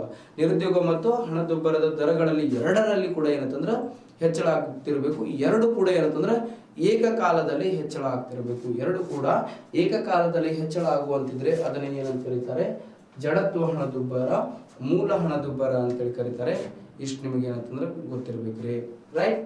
ನೆಕ್ಸ್ಟ್ ಏನಂತಂದ್ರೆ ಈ ವಿಧದ ಹಣದುಬ್ಬರ ಮೊಟ್ಟ ಮೊದಲ ಬಾರಿಗೆ, ಈ ಜಡತ್ವ ಹಣದುಬ್ಬರ ಮೊಟ್ಟ ಮೊದಲ ಬಾರಿಗೆ 1970ರಲ್ಲಿ 1970 ಅಮೆರಿಕ ದೇಶದಲ್ಲಿ ಸಂಭವಿಸಿದ್ರೆ. ಫಸ್ಟ್ ಟೈಮ್ ಇದು ಸಂಭವಿಸಿದೆ ಎಲ್ಲಿ ಅಂತ ಕೇಳಿದ್ರೆ ಅಮೆರಿಕ ದೇಶದಲ್ಲಿ ಸಂಭವಿಸ್ತದ 1970 ಒಳಗ. ಓಕೆ ಸರ್, ನಮ್ಮ ದೇಶದಲ್ಲಿ ಜಡತ್ವ ಹಣದುಬ್ಬರ ಯಾವಾಗ ಸಂಭವಿಸುತ್ತೆ ಅಂದ್ರೆ ಲಾಕ್ಡೌನ್ ಒಳಗೆ ಸಂಭವಿಸುತ್ತಲ್ಲ. ಲಾಕ್ಡೌನ್ ಒಳಗೆ ನಮ್ಮ ಮಂದಿ ಕೆಲಸ ಇಲ್ಲ, ಏನಿಲ್ಲ, ಚಕ್ಕ ಅಂದ್ರೆ ಗೊತ್ತಾಗ್ತೈತೆ ನಾವು, ಚೌಕಾಬಾರ್ ಆಡ್ಕೋತ, ಲೂಡೋ ಆಡ್ಕೋತೀನಿ ಅಂದ್ರೆ ಎಲ್ಲಿ ಹಿಡ್ಕೊಂಡು ತಿನ್ಕೋತ ಪುಚುಕ್ ಬಳ್ಕೋತ ಕೂತಿದ್ರು ಮಂದಿ. ಯಾಕಂದ್ರೆ ಕೆಲಸನೇ ಇಲ್ಲಲ್ಲ. ಓಕೆ, ಕೆಲಸನೇ ಇರಲಿಲ್ಲ. ಮತ್ತು ನೋಡಿದ್ರೆ ರೇಟ್ ನೋಡಿದ್ರೆ ಹೆಂಗ ಬಾಂಬ್ ಅಂತೇಳಿ ಏನಂತಂದ್ರೆ ರೇಟ್ ನೋಡಿದ್ರೆ ಏರಿಕೆ ಆಗತ್ತಿತ್ತು. ರೇಟ್ ನೋಡಿ ಫುಲ್ ಏರಿಕೆ ಆದಾಗ ಏನಂತಂದ್ರೆ ಇದೇ ಏನಂತಂದ್ರೆ ಯಾವುದು ಅಂತಂದ್ರೆ ಜಡತ್ವ ಹಣದುಬ್ಬರ ಅಂತೇಳಿ ಕರಿತೀವಿ. ಹಣದುಬ್ಬರ ಮತ್ತು ನಿರುದ್ಯೋಗದ ಪ್ರಮಾಣಗಳೆರಡು ಏಕಕಾಲದಲ್ಲಿ ಹೆಚ್ಚಳ ಆದ್ರೆ, ಹಣದುಬ್ಬರ ಮತ್ತು ಯಾವ ಪ್ರಮಾಣ, ನಿರುದ್ಯೋಗದ ಪ್ರಮಾಣಗಳೆರಡು ಏಕಕಾಲದಲ್ಲಿ ಹೆಚ್ಚಳಗೊಂಡ್ರೆ ಅದನ್ನು ಏನಂತ ಕರಿತೀವಿ, ಜಡತ್ವ ಹಣದುಬ್ಬರ ಅಂತ ಕರೀತಾರೆ. ಯಾವ ಹಣದುಬ್ಬರ, ಜಡತ್ವ ಹಣದುಬ್ಬರ ಅಂತ ಕರೀತಾರೆ. ಇಷ್ಟು ನಿಮಗೆ ಏನಂತಂದ್ರೆ ಗೊತ್ತಿರಬೇಕು, ರೈಟ್. ನೆಕ್ಸ್ಟ್ ಇದಾದ ನಂತರ ನೆಕ್ಸ್ಟ್ ಬರೋದು ಯಾವುದಂತ, ಕೆಲವು ಸರಕುಗಳ ಹಣದುಬ್ಬರ. ಕೆಲವು ಸರಕುಗಳ ಹಣದುಬ್ಬರ ಇದನ್ನ ಏನಂತಂದ್ರ ಏನಂತ ಕರೀತಾರೆ ಅಂತಂದ್ರೆ ಸ್ಕ್ಯೂಫ್ಲೇಷನ್ ಅಂತ ಕರಿತೀವಿ ಇದಕ್ಕ. ಕೆಲವು ಸರಕುಗಳ ಹಣದುಬ್ಬರ ಇಂಗ್ಲಿಷ್ ಒಳಗೆ ಏನಂತ ಕರೀತಾರೆ ಅಂತಂದ್ರೆ ಸ್ಕ್ಯೂಫ್ಲೇಷನ್ ಅಂತ ಕರೀತಾರೆ ಇದಕ್ಕ. ಯಾವ ಫ್ಲೇಷನ್, ಸ್ಕ್ಯೂಫ್ಲೇಷನ್ ಅಂತ ಕರೀತಾರೆ. ಫ್ಲೇಷನ್, ಯಾವ ಫ್ಲೇಷನ್, ಸ್ಕ್ಯೂಫ್ಲೇಷನ್ ಅಂತ ಕರೀತಾರೆ. ಏನ್ರಪ್ಪ ಸ್ಕ್ಯೂಫ್ಲೇಷನ್, ಕೆಲವು ಸರಕುಗಳ ಹಣದುಬ್ಬರ ಅಂತಂದ್ರೆ ಏನು, ಯಾವ್ದಕ್ಕೆ ಸ್ಕ್ಯೂಫ್ಲೇಷನ್ ಅಂತೇಳಿ ಕರೀತಾರೆ ಅಂತ ಕೇಳಿದ್ರ ನೋಡ್ರಿ, ಆ ಕೇವಲ ಆಹಾರ ಸಂಬಂಧಿಸಿದ ಓನ್ಲಿ ಫುಡ್ಸ್ ರಿಲೇಟೆಡ್ ಆಗಿರುವಂತ ಗೂಡ್ಸ್ ಗಳಿಗೆ ಏನಾಗಬೇಕು, ಅದರ ಬೆಲೆಯಲ್ಲಿ ಏರಿಕೆ ಆಗ್ತಿರ್ಬೇಕು. ಕೇವಲ ಆಹಾರ ಸಂಬಂಧಿಸಿದ, ಕೇವಲ ಆಹಾರ ಸಂಬಂಧಿತ ಸರಕುಗಳ ಬೆಲೆಯಲ್ಲಿ ಹೆಚ್ಚಳ ಆದ್ರೆ ಎಂತ ಸಂಬಂಧ, ಕೇವಲ ಆಹಾರ ಸಂಬಂಧಿಸಿದ ಸರಕುಗಳ ಬೆಲೆಯಲ್ಲಿ ಏನಾಗ್ತಿರ್ಬೇಕು, ಸತತವಾಗಿ ಹೆಚ್ಚಳ ಆಗ್ತಿರ್ಬೇಕು. ಸತತವಾಗಿ ಹೆಚ್ಚಳ ಆಗುವಂತಿದ್ರೆ, ಕೇವಲ ಆಹಾರ ಸಂಬಂಧಿತ ಸರಕುಗಳ ಬೆಲೆಯಲ್ಲಿ ಸತತವಾಗಿ ಹೆಚ್ಚಳ ಆಗುವಂತಿದ್ರೆ ಅದನ್ನೇ ಏನಂತ ಕರೀತಾರೆ, ಕೆಲವು ಸರಕುಗಳ ಹಣದುಬ್ಬರ ಅಥವಾ ಸ್ಕ್ಯೂಫ್ಲೇಷನ್ ಅಂತೇಳಿ ಕರೀತಾರೆ. ಹಾಗಾದ್ರೆ ಈ ಕೆಲವು ಸರಕುಗಳ ಹಣದುಬ್ಬರ ಯಾವಾಗ ಸಂಭವಿಸಿದ್ರಿ ಅಂತ ಕೇಳಿದ್ರ, ಈ ಕೆಲವು ಸರಕುಗಳ ಹಣದುಬ್ಬರ ನಮ್ಮ ದೇಶದಲ್ಲಿ ಮೊಟ್ಟ ಮೊದಲ ಬಾರಿಗೆ ಸಂಭವಿಸಿದ್ದು 2010 ನಲ್ಲಿ ನಮ್ಮ ಭಾರತದಲ್ಲಿ ಸಂಭವಿಸ್ತದ್ರಿ. ಎಲ್ಲಿ ಸಂಭವಿಸ್ತದ, ಭಾರತದಲ್ಲಿ ಏನಂತಂದ್ರ ಸಂಭವಿಸ್ತದ. ಸರ್ ಯಾಕ್ರಿ, ರೀಸನ್ ಏನದ ಭಾರತದಲ್ಲಿ ಸಂಭವಿಸಾಗ ಅಂತ ಕೇಳಿದ್ರ, ಆ ಅವಧಿಯಲ್ಲಿ ಏನಂತಂದ್ರ 2010ರಲ್ಲಿ ಫ್ಲಡ್ ಆಗ್ತದಂತೀರಿ. ಓಕೆ ಅಂತಂದ್ರ ದೊಡ್ಡ ಮಟ್ಟದಲ್ಲಿ ಏನಂತ ಪ್ರವಾಹ ಬಂದು ಏನಂತಂದ್ರ ನಮ್ಮ ದೇಶದಲ್ಲಿ ಏನಂತಂದ್ರೆ ಬೆಳೆಗಳು ನಾಶ ಆಗ್ತದಂತೆ. ಸೊ ಆ ಅವಧಿಯಲ್ಲಿ ಏನಂತಂದ್ರ ಸ್ಕ್ಯೂಫ್ಲೇಷನ್ ಸಂಭವಿಸದ. ನೋಡ್ರಿ ನೀವು ಯೂಸಲಿ ಸ್ವಲ್ಪ ಥಿಂಕ್ ಮಾಡ್ರಿ, ಒಂದ್ 4-5 ದಿನ ಕಂಟಿನ್ಯೂ ಮಳೆ ಆದಾಗ ಏನಂತಂದ್ರೆ ಕಾಯಿ ಪಲ್ಯ ತರಕಾರಿ ರೇಟ್ ಹೆಂಗಾಗಿರ್ತದ. ಓಕೆ ಅದನ್ನ ಕೇಳಿ ಏನಂತಂದ್ರೆ ಅಂಗಿ ಹರಿದು ಹೋಗ್ಬೇಕು, ಅಷ್ಟೇನಂತಂದ್ರೆ ಕಾಸ್ಟ್ಲಿ ಆಗ್ತವೆ. ಸೊ ಅದಕ್ಕೆ ರೀಸನ್ ಏನಪ್ಪಾ ಅಂತಂದ್ರೆ ಮಳೆಗಾಲದಲ್ಲಿ ಏನಂತಂದ್ರೆ ಕಾಯಿ ಪಲ್ಯ ರೇಟ್ ಜಾಸ್ತಿ ಆಗ್ಬಿಡ್ತದೆ. ಯಾಕಂತಂದ್ರೆ ಸಪ್ಲೈ ಒಂದಿರಂಗಿಲ್ಲ, ಪ್ಲಸ್ ಏನಂತಂದ್ರೆ ಮಳೆಯಿಂದ ಏನಂತಂದ್ರೆ ಎಲ್ಲ ತರಕಾರಿ ಏನಾಗ್ತವೆ, ಕೊಳತು ಹೋಗ್ತವೆ. ಕೊಳತಾಗಿ ಹೋಗೋದ್ರಿಂದ ಏನಂತಂದ್ರೆ ಸಪ್ಲೈ ಕಡಿಮೆ ಇರ್ತದ. ಸಪ್ಲೈ ಕಡಿಮೆ ಇದ್ದು ಡಿಮಾಂಡ್ ಜಾಸ್ತಿ ಇದ್ರೆ ಆಟೋಮೆಟಿಕ್ ಆಗಿ ಏನಾಗ್ತದ, ರೇಟ್ ಏನಂತಂದ್ರ ಅದರ ಪ್ರೈಸ್ ಅಲ್ಲಿ ಏನಾಗ್ತದ, ಇನ್ಕ್ರೀಸ್ ಆಗ್ತದ. ಓಕೆ ಇಷ್ಟು ಗೊತ್ತಿರಲಿ. ನೆಕ್ಸ್ಟ್ ಏನಂತಂದ್ರೆ ಹಣದುಬ್ಬರ ಇಳಿಕೆ ಅಂತೇಳಿ ಬರುತ್ತೆ ಇನ್ನೊಂದು ಕಾನ್ಸೆಪ್ಟ್. ಇದು ಕೂಡ UPSC ಅಲ್ಲಿ ಕೇಳಿದ ಕಾನ್ಸೆಪ್ಟ್. ಇದು ಕೂಡ ಹಣದುಬ್ಬರ ಇಳಿಕೆ. ಇಂಗ್ಲಿಷ್ ಒಳಗೆ ಹೇಳ್ತೀವಿ ಇದಕ್ಕೆ ಡಿಸ್ಇನ್ಫ್ಲೇಷನ್ ಅಂತ ಕರೀತಾರೆ. ಯಾವ ಇನ್ಫ್ಲೇಷನ್, ಡಿಸ್ಇನ್ಫ್ಲೇಷನ್ ಅಂತ ಕರೀತಾರೆ. ಡಿಸ್ಇನ್ಫ್ಲೇಷನ್ ಅಂತ ಕರಿತೀವಿ ಇದಕ್ಕೆ. ಯಾವ ಇನ್ಫ್ಲೇಷನ್, ಡಿಸ್ಇನ್ಫ್ಲೇಷನ್ ಅಂತ ಕರೀತಾರೆ. ಹಾಗಾದ್ರೆ ಡಿಸ್ಇನ್ಫ್ಲೇಷನ್ ಅಂತಂದ್ರೆ ಏನ್ರಿ, ಯಾವ್ದಕ್ಕೆ ಡಿಸ್ಇನ್ಫ್ಲೇಷನ್ ಅಂತ ಹೇಳಿ ಕರೀತಾರೆ ಅಂತ ಕೇಳಿದ್ರ ನೋಡ್ರಿ, ಇನ್ಫ್ಲೇಷನ್ ಅಂತಂದ್ರ ಹಿಂದಿನ ಆರ್ಥಿಕ ವರ್ಷಕ್ಕೆ ಹೋಲಿಸಿದ್ರ, ಯಾವ ಆರ್ಥಿಕ, ಹಿಂದಿನ ಆರ್ಥಿಕ ವರ್ಷದಲ್ಲಿ ಏನಂತಂದ್ರ ಒಂದು 10% ಇನ್ಫ್ಲೇಷನ್ ಅದ ಅಂತ ತಿಳ್ಕೊಳ್ರಿ. ಹಿಂದಿನ ಆರ್ಥಿಕ ವರ್ಷದಲ್ಲಿ 10% ಇನ್ಫ್ಲೇಷನ್ ಅದ ಅಂತ ತಿಳ್ಕೊಳ್ರಿ. ಈ ಆರ್ಥಿಕ ವರ್ಷದಲ್ಲಿ ಎಷ್ಟಾದಪ್ಪ, ಪ್ರಸ್ತುತ ಆರ್ಥಿಕ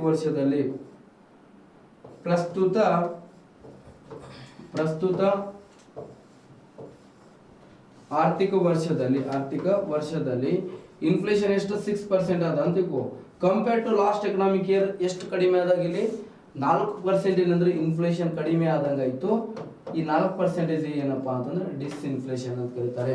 ಹಿಂದಿನ ಆರ್ಥಿಕ ವರ್ಷಕ್ಕೆ ಹೋಲಿಸಿದರೆ ಪ್ರಸ್ತುತ ಆರ್ಥಿಕ ವರ್ಷದಲ್ಲಿ, ಹಿಂದಿನ ಆರ್ಥಿಕ ವರ್ಷಕ್ಕೆ ಹೋಲಿಸಿದ್ರೆ ಪ್ರಸ್ತುತ ಆರ್ಥಿಕ ವರ್ಷದಲ್ಲಿ ಹಣದುಬ್ಬರದ ದರದಲ್ಲಿ ಏನಾಗ್ತಿರ್ಬೇಕು, ಹೆಚ್ಚಳ ಆಗುವಂತಿದ್ರೆ ಅದನ್ನ ಏನಂತ ಕರೀತೀವಿ, ಕಡಿಮೆ ಆಗುವಂತಿದ್ರೆ. ಹೆಚ್ಚಾದ್ರೆ ಎಷ್ಟು ಪರ್ಸೆಂಟೇಜ್ ಹೆಚ್ಚಾಗತ್ತದ ಅದರ ಮೇಲೆ ಏನಂತಂದ್ರೆ ಏನು ರನ್ನಿಂಗ್ ಇನ್ಫ್ಲೇಷನ್ ಆಯ್ತು, ಕ್ರಿಪಿಂಗ್ ಇತ್ತು, ಏನು ವಾಕಿಂಗ್ ಅದನೋ, ಏನು ಹೈಪರ್ ಇನ್ಫ್ಲೇಷನ್ ಅದ ಅಂತ ಹೇಳಿ ಹೇಳ್ತಾರೆ ಹೆಚ್ಚಾದ್ರೆ. ಇನ್ನು ಕಡಿಮೆ ಆದ್ರೆ ಏನಂತಂದ್ರೆ ಡಿಸ್ಇನ್ಫ್ಲೇಷನ್. ಎಷ್ಟು ಕಡಿಮೆ ಆಯ್ತು ಅಷ್ಟು ಡಿಸ್ಇನ್ಫ್ಲೇಷನ್ ಅಂತೇಳಿ ಕರೀತಾರೆ. ಹಿಂದಿನ ಆರ್ಥಿಕ ವರ್ಷಕ್ಕೆ ಹೋಲಿಸಿದರೆ ಪ್ರತಿ ಏನಂತಂದ್ರೆ ಹಿಂದಿನ ಆರ್ಥಿಕ ವರ್ಷಕ್ಕೆ ಏನಂದ್ರೆ ಕೌಂಟ್ ಮಾಡ್ತಾರೆ. ಹಿಂದಿನ ಆರ್ಥಿಕ ವರ್ಷಕ್ಕೆ ಹೋಲಿಸಿದರೆ ಪ್ರಸ್ತುತ ಆರ್ಥಿಕ ವರ್ಷದಲ್ಲಿ ಹಣದುಬ್ಬರದ ದರದಲ್ಲಿ ಏನಾಗ್ತಿರ್ಬೇಕ್ರಿ, ಹೆಚ್ಚಳ ಆಗ್ತಿದ್ರೆ ಅದನ್ನ ಏನಂತಂದ್ರೆ ಎಷ್ಟು ಪ್ರಮಾಣದಲ್ಲಿ ಹೆಚ್ಚಳ ಆಗ್ತದೆ ಅಂತ ಹೇಳಿ ತಿಳ್ಕೊಳ್ಬೇಕು. ಕಡಿಮೆ ಆದ್ರೆ ಏನಂತಂದ್ರೆ ಡಿಸ್ಇನ್ಫ್ಲೇಷನ್ ಅಷ್ಟೇ ರೀ, ಮತ್ತೆ ತಲೆ ಕೆಡ್ಸ್ಕೊಳಕ್ ಹೋಗ್ಬೇಡ್ರಿ, ಸರಿನಾ? ರೈಟ್. ನೆಕ್ಸ್ಟ್ ಏನಂತಂದ್ರ ಹಣ ಇಲ್ಲಿ ಏನಂತಂದ್ರೆ ಫಿಲಿಪ್ಸ್ ರೇಖೆ ಅಂತೇಳಿ ಬರುತ್ತೆ ರೀ, ಒಂದು ಫಿಲಿಪ್ಸ್ ಕರ್ ಅಂತ ಕರಿತೀವಿ ಇದಕ್ಕ. ಯಾವ ರೇಖೆ? ಫಿಲಿಪ್ಸ್ ರೇಖೆ ಅಂತೇಳಿ ಕರಿತೀವಿ. ಹಣದುಬ್ಬರದ ಮತ್ತು ನಿರುದ್ಯೋಗದ ನಡುವಿನ ಸಂಬಂಧವನ್ನು ತಿಳಿಸಿಕೊಡುವಂತ ರೇಖೆಯಾಗಿದೆ ರೀ ಫಿಲಿಪ್ಸ್ ರೇಖೆ, ಫಿಲಿಪ್ಸ್ ಕರ್ ಅಂತ ಕರಿತೀವಿ. ಯಾವ ಕರ್? ಫಿಲಿಪ್ಸ್ ಕರ್. ಅನಾಹುತ ಆಗಿತ್ತು ನೋಡ್ರಿ, ಕರ್ ಎಷ್ಟು ಚಂದ ತೆಗೆದಾರ ನೋಡ್ರಿ ಮೇಡಮ್ ಅವರು. ಫಿಲಿಪ್ಸ್ ಕರ್ ಅಂತ ಕರಿತೀವಿ ಇದಕ್ಕೆ. ಯಾವ ಕರ್? ಫಿಲಿಪ್ಸ್ ಕರ್. ಯಾವ್ದಕ್ಕೆ ಸಂಬಂಧಪಟ್ಟಿದ್ರಿಪ್ಪ ಫಿಲಿಪ್ಸ್ ಕರ್ ಅಂತ ಕೇಳಿದ್ರ ನೋಡ್ರಿ, ಎಸ್, ಇದು ಫಿಲಿಪ್ಸ್ ರೇಖೆ ಆಗಿದೆ. ಈ ಫಿಲಿಪ್ಸ್ ರೇಖೆ ಯಾವುದರ ಬಗ್ಗೆ ಮಾಹಿತಿ ಕೊಡುತ್ತೆ ಅಂತ ಕೇಳಿದ್ರ ಹಣದುಬ್ಬರ ಮತ್ತು ನಿರುದ್ಯೋಗ. ಓಕೆ, ಇಲ್ಲಿ ಏನಂತಂದ್ರೆ ವಾಯ್ ಕರ್, ಇದು ಯಾವ ಕರ್? ಎಕ್ಸ್ ಕರ್. ವಾಯ್ ಕರ್ ಇದರ ಬಗ್ಗೆ ಹೇಳ್ತಿತ್ತು ಅಂದ್ರೆ ಹಣದುಬ್ಬರದ ದರದ ಬಗ್ಗೆ ಹೇಳುತ್ತೆ. ಇದು ವಾಯ್ ಕರ್ ಇದರ ಬಗ್ಗೆ ಹೇಳುತ್ತೆ, ಹಣದುಬ್ಬರದ ದರದ ಬಗ್ಗೆ ಹೇಳಿದ್ರ ಎಕ್ಸ್ ಕರ್ ಏನಂತಂದ್ರೆ ನಿರುದ್ಯೋಗದ ದರದ ಬಗ್ಗೆ ತಿಳಿಸ್ಕೊಡುತ್ತೆ. ಓಕೆ, ಹಣದುಬ್ಬರದ ಏನಂತಂದ್ರ ಓಕೆ ಹಣದುಬ್ಬರ ದರದ ಬಗ್ಗೆ ತಿಳಿಸೋದು ವಾಯ್ ಕರ್, ಎಕ್ಸ್ ಕರ್ ಏನಂತಂದ್ರೆ ನಿರುದ್ಯೋಗದ ದರದ ನಡುವೆ ತಿಳಿಸ್ಕೊಡುತ್ತೆ.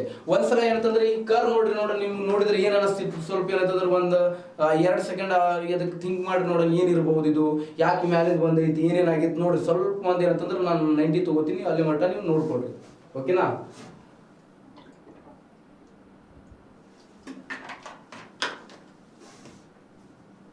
ಗೊತ್ತಾಯ್ತಾ?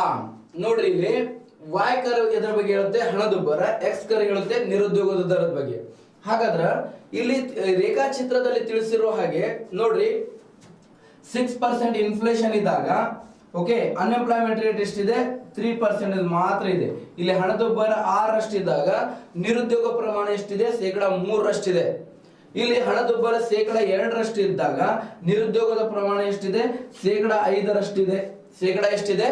5%ರಷ್ಟಿದೆ ರೀ. ಇದರ ಅರ್ಥ ಏನಂತಂದ್ರ ಹಣದುಬ್ಬರ ಜಾಸ್ತಿ ಇದ್ದಾಗ ನೋಡ್ರಿ, ಹಣದುಬ್ಬರದ ದರದಲ್ಲಿ ಹೆಚ್ಚಳ ಇದ್ದಾಗ ನಿರುದ್ಯೋಗದ ದರದಲ್ಲಿ ಏನಾಗ್ತದ? ಕಡಿಮೆ ಆಗ್ತದ. ಇನ್ನು ಹಣದುಬ್ಬರದ ದರದಲ್ಲಿ ಕಡಿಮೆ ಇದ್ದಾಗ ನಿರುದ್ಯೋಗದ ದರದಲ್ಲಿ ಏನಾಗ್ತದ? ಹೆಚ್ಚಳ ಆಗ್ತದ. ಅದರ ಇವೆರಡರ ನಡುವೆ ಎಂತ ಸಂಬಂಧ ಇದೆ ಅಂತ ಹೇಳಿ ಕೇಳ್ತಾರೆ ನಿಮ್ಗ. ಈ ಫಿಲಿಪ್ಸ್ ರೇಖಾಚಿತ್ರದಲ್ಲಿ ಹಣದುಬ್ಬರ ಮತ್ತು ನಿರುದ್ಯೋಗದ ದರದ ನಡುವಿನ ಪರಸ್ಪರ ಎಂತ ಸಂಬಂಧ ಇದೆ ರೀ ಅಂತಂದ್ರ ಅಪೋಸಿಟ್ ರಿಲೇಷನ್ ಇರುವಂತದ್ದು, ವಿರುದ್ಧವಾಗಿರುವಂತ ಸಂಬಂಧ ಇದೆ ರೀ. ನೋಡ್ರಿ, ಹಣದುಬ್ಬರ ಈ ರೇಖಾಚಿತ್ರದಲ್ಲಿ ಏನಂತಂದ್ರ ಹಣದುಬ್ಬರ ಮತ್ತು ನಿರುದ್ಯೋಗದ ನಡುವೆ ಪರಸ್ಪರ ಎಂತ ಸಂಬಂಧ ಇದೆ? ಪರಸ್ಪರ ವಿರುದ್ಧವಾಗಿರುವ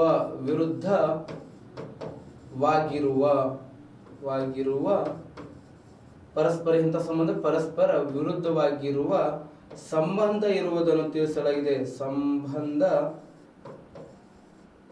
ಪರಸ್ಪರ ಎಂತ ಸಂಬಂಧ ರೀ? ಪರಸ್ಪರ ವಿರುದ್ಧವಾಗಿರುವ ಸಂಬಂಧ ಇರುವುದನ್ನು ವಿವರಿಸಲಾಗಿದೆ ರೇಖಾಚಿತ್ರದಲ್ಲಿ. ನೋಡ್ರಿ, ಪರಸ್ಪರ ವಿರುದ್ಧವಾಗಿರುವ ಸಂಬಂಧ ಅಂತಂದ್ರ ನೋಡ್ರಿ, ಹಣದುಬ್ಬರ ಜಾಸ್ತಿ ಆದ್ರೆ ನಿರುದ್ಯೋಗ ಕಡಿಮೆ ಆದ, ಹಣದುಬ್ಬರ ಕಡಿಮೆ ಆದ್ರೆ ಏನಂತಂದ್ರ ನಿರುದ್ಯೋಗದ ಪ್ರಮಾಣ ಹೆಚ್ಚಳ ಆಗ್ಯದ ಅಂತ.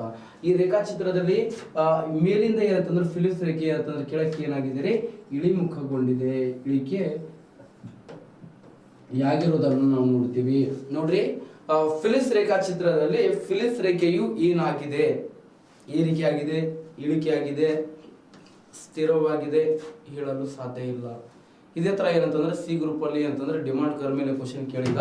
ಸೊ ಅದಕ್ಕೆ ಏನಂತಂದ್ರೆ ಇಷ್ಟೇ ಕೇಳ್ತಾರ, ಜಾಸ್ತಿ ಏನಂತಂದ್ರ ಡೆಪ್ತ್ ಆಗಿ ಕೇಳಂಗಿಲ್ಲ. ಏನ್ರಿ ಇದರ ವಿಷಯ ಏನಪ್ಪಾ, ಇದನ್ನ ಪರಿಚಯ ಮಾಡಿದವ್ರು ಯಾರು ಎಲ್ಲ ತಿಳ್ಕೊಟ್ರಿ. ಇಲ್ಲಿ ನೋಡ್ರಿ, ಈ ಫಿಲಿಪ್ಸ್ ರೇಖೆಯನ್ನು 1950ರಲ್ಲಿ ಮೊಟ್ಟ ಮೊದಲ ಬಾರಿಗೆ 1950ರಲ್ಲಿ ಮೊದಲ ಬಾರಿಗೆ ಅಮೆರಿಕ ದೇಶದ ಅರ್ಥಶಾಸ್ತ್ರಜ್ಞರಾಗಿರುವಂತ ಯಾವ ದೇಶದ? ಅಮೆರಿಕ ದೇಶದ ಅರ್ಥಶಾಸ್ತ್ರಜ್ಞರಾಗಿರುವ ಅಮೆರಿಕ ದೇಶದ ಅರ್ಥಶಾಸ್ತ್ರಜ್ಞರಾಗಿರುವ ಅಮೆರಿಕ ದೇಶದ ಅರ್ಥಶಾಸ್ತ್ರಜ್ಞರಾಗಿರುವ ಯಾರಪ್ಪ ಅಂತ ಕೇಳಿದ್ರ A.W. ಫಿಲಿಪ್ಸ್ ಅವರು. A.W. ಫಿಲಿಪ್ಸ್ ಅವರು. ಯಾವ ಫಿಲಿಪ್ಸ್? A.W. ಫಿಲಿಪ್ಸ್ ಅವರು ಈ ರೇಖಾಚಿತ್ರವನ್ನು ಅಭಿವೃದ್ಧಿಪಡಿಸಿದ್ದಾರೆ. ಅಮೆರಿಕ ದೇಶದ ಅರ್ಥಶಾಸ್ತ್ರಜ್ಞರಾಗಿರುವಂತಹ A.W. ಫಿಲಿಪ್ಸ್ ಅವರು ಈ ಫಿಲಿಪ್ಸ್ ರೇಖಾಚಿತ್ರವನ್ನು ಅಭಿವೃದ್ಧಿಪಡಿಸಿದ್ದಾರೆ. ಎಷ್ಟರಲ್ಲಿ ಅಭಿವೃದ್ಧಿಪಡಿಸಿದ್ರು ಅಂತಂದ್ರೆ 1950ಯಲ್ಲಿ ಅಭಿವೃದ್ಧಿಪಡಿಸಿದ್ದಾರೆ. ಇದು ಯಾವುದರ ಬಗ್ಗೆ ತಿಳಿಸಿಕೊಡುತ್ತೆ ಅಂತಂದ್ರೆ ಹಣದುಬ್ಬರ ಮತ್ತು ನಿರುದ್ಯೋಗದ ದರದ ನಡುವಿನ ಸಂಬಂಧ ಬಗ್ಗೆ ತಿಳಿಸಿಕೊಡ್ತಾ ಇದೆ. ಎಷ್ಟು ಹಣದುಬ್ಬರ ಮತ್ತು ನಿರುದ್ಯೋಗದ ನಡುವಿನ ಸಂಬಂಧ ಬಗ್ಗೆ ತಿಳಿಸಿಕೊಡುತ್ತೆ. ಬಟ್ ಇದು ಏನಂತಂದ್ರೆ ಬಳಕೆ ಮಾಡೋ ಕಾರ್ಯರೂಪಕ್ಕೆ ಇದನ್ನು ಎಲ್ಲ ಅರ್ಥಶಾಸ್ತ್ರದಲ್ಲಿ ಇದನ್ನು ಬಳಸಕ್ಕೆ ಸ್ಟಾರ್ಟ್ ಮಾಡಿದೆ ಅಂತಂದ್ರೆ 1958 ಇಂದ ಇದನ್ನು ಬಳಸ್ತಾರೆ. 1958 ಇಂದ ಏನಂತಂದ್ರೆ ಫಿಲಿಪ್ಸ್ ರೇಖೆ ಏನಂತಂದ್ರೆ ಕಾರ್ಯರೂಪಕ್ಕೆ ತರ್ತತೆ. ಓಕೆ, ಇಷ್ಟೇನಂತಂದ್ರೆ ಗೊತ್ತಿರ್ಬೇಕು ನಿಮಗೆ. ಇದೇ ಫಿಲಿಪ್ಸ್ ರೇಖೆ. ಯಾವ ರೇಖೆ? ಫಿಲಿಪ್ಸ್ ರೇಖೆ. ಓಕೆ, ಹಣದುಬ್ಬರ ಜಾಸ್ತಿ, ಇದು ಕಡಿಮೆ, ಇದು ಕಡಿಮೆ ಆದ್ರೆ ಅದು ಜಾಸ್ತಿ. ಫಿಲಿಪ್ಸ್ ರೇಖೆ ಮೇಲಿಂದ ಕೆಳಗೆ ಇಳಿಮುಖ ಆಗಿದೆ ಅಂತೇಳಿ ಈ ರೇಖಾಚಿತ್ರದಲ್ಲಿ ವಿವರಿಸಲಾಗಿದೆ. ಓಕೆ, ಎಷ್ಟು ರೇಖಾಚಿತ್ರಗಳಾದವು? ಈಗ ನಿಮ್ಗೆ 2 ಆದವು. ಒಂದೇದು ಯಾವುದು ಅಂತ ಕೇಳಿದ್ರೆ ಆರ್ಥರ್ ಲ್ಯಾಫರ್ ಕರ್ ಅಂತೇಳಿ ಹೇಳಿದೆ. ಈ ಫಿಲಿಪ್ಸ್ ಕರ್ ನೆಕ್ಸ್ಟ್ ಕ್ಲಾಸ್ ಒಳಗೆ ನಾಳೆ ಡಿಮಾಂಡ್ ಆ್ಯಂಡ್ ಸಪ್ಲೈ ಕರ್ ಬರುತ್ತೆ. ನೆಕ್ಸ್ಟ್ ಏನಂತಂದ್ರೆ ನೆಕ್ಸ್ಟ್ ಬರೋದು ನಿಮಗೆ ಯಾವುದು ಅಂತ ಕೇಳಿದ್ರೆ ಡಿಮಾಂಡ್ ಆ್ಯಂಡ್ ಸಪ್ಲೈ ಕರ್ ಆದ ನಂತರ ಲಾರೆನ್ಸ್ ಕರ್, ಕುಜಿನಟ್ ಕರ್, ಗಿನಿ ಕರ್ ಅಂತೇಳಿ ಬರ್ತವೆ. ಅವುಗಳ ಬಗ್ಗೆ ಏನಂತಂದ್ರೆ ನೋಡುವ.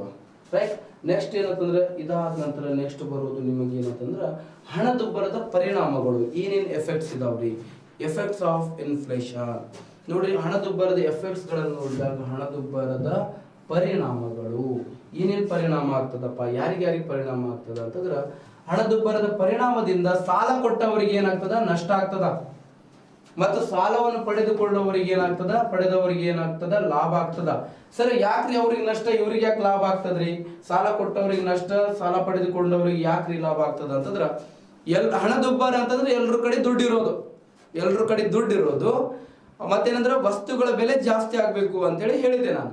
ಎಲ್ರ ಕಡೆ ದುಡ್ಡಿದ್ದಾಗ ಏನಂತಂದ್ರ ಬಡ್ಡಿಲೆ ಯಾರು ಸಾಲ ತಗೊಳ್ತೀರೇನೋ. ಈಗ ನಿಮಗೆ ಏನಂತಂದ್ರೆ ನಾನು ಏನಂತಂದ್ರೆ ಒಂದು 10,000 ರೂಪಾಯಿ ಏನಂತಂದ್ರೆ 10 ಕೋಟಿ ರೂಪಾಯಿ ಅದಂತ ಕೊಡ್ರಿ. ನಿಮ್ ಕಡೆ 10 ಕೋಟಿ ರೂಪಾಯಿ ಅದ, ನೀವು ಕೋಟ್ಯಾಧೀಶರಾದ್ರಿ. ಮತ್ತೆ 1 ಕೋಟಿ ಸಾಲ ಕೊಡ್ತೀನಿ ತಗೊಳ್ತೀನ 3 ಬಡ್ಡಿ ದರದಂತೆ.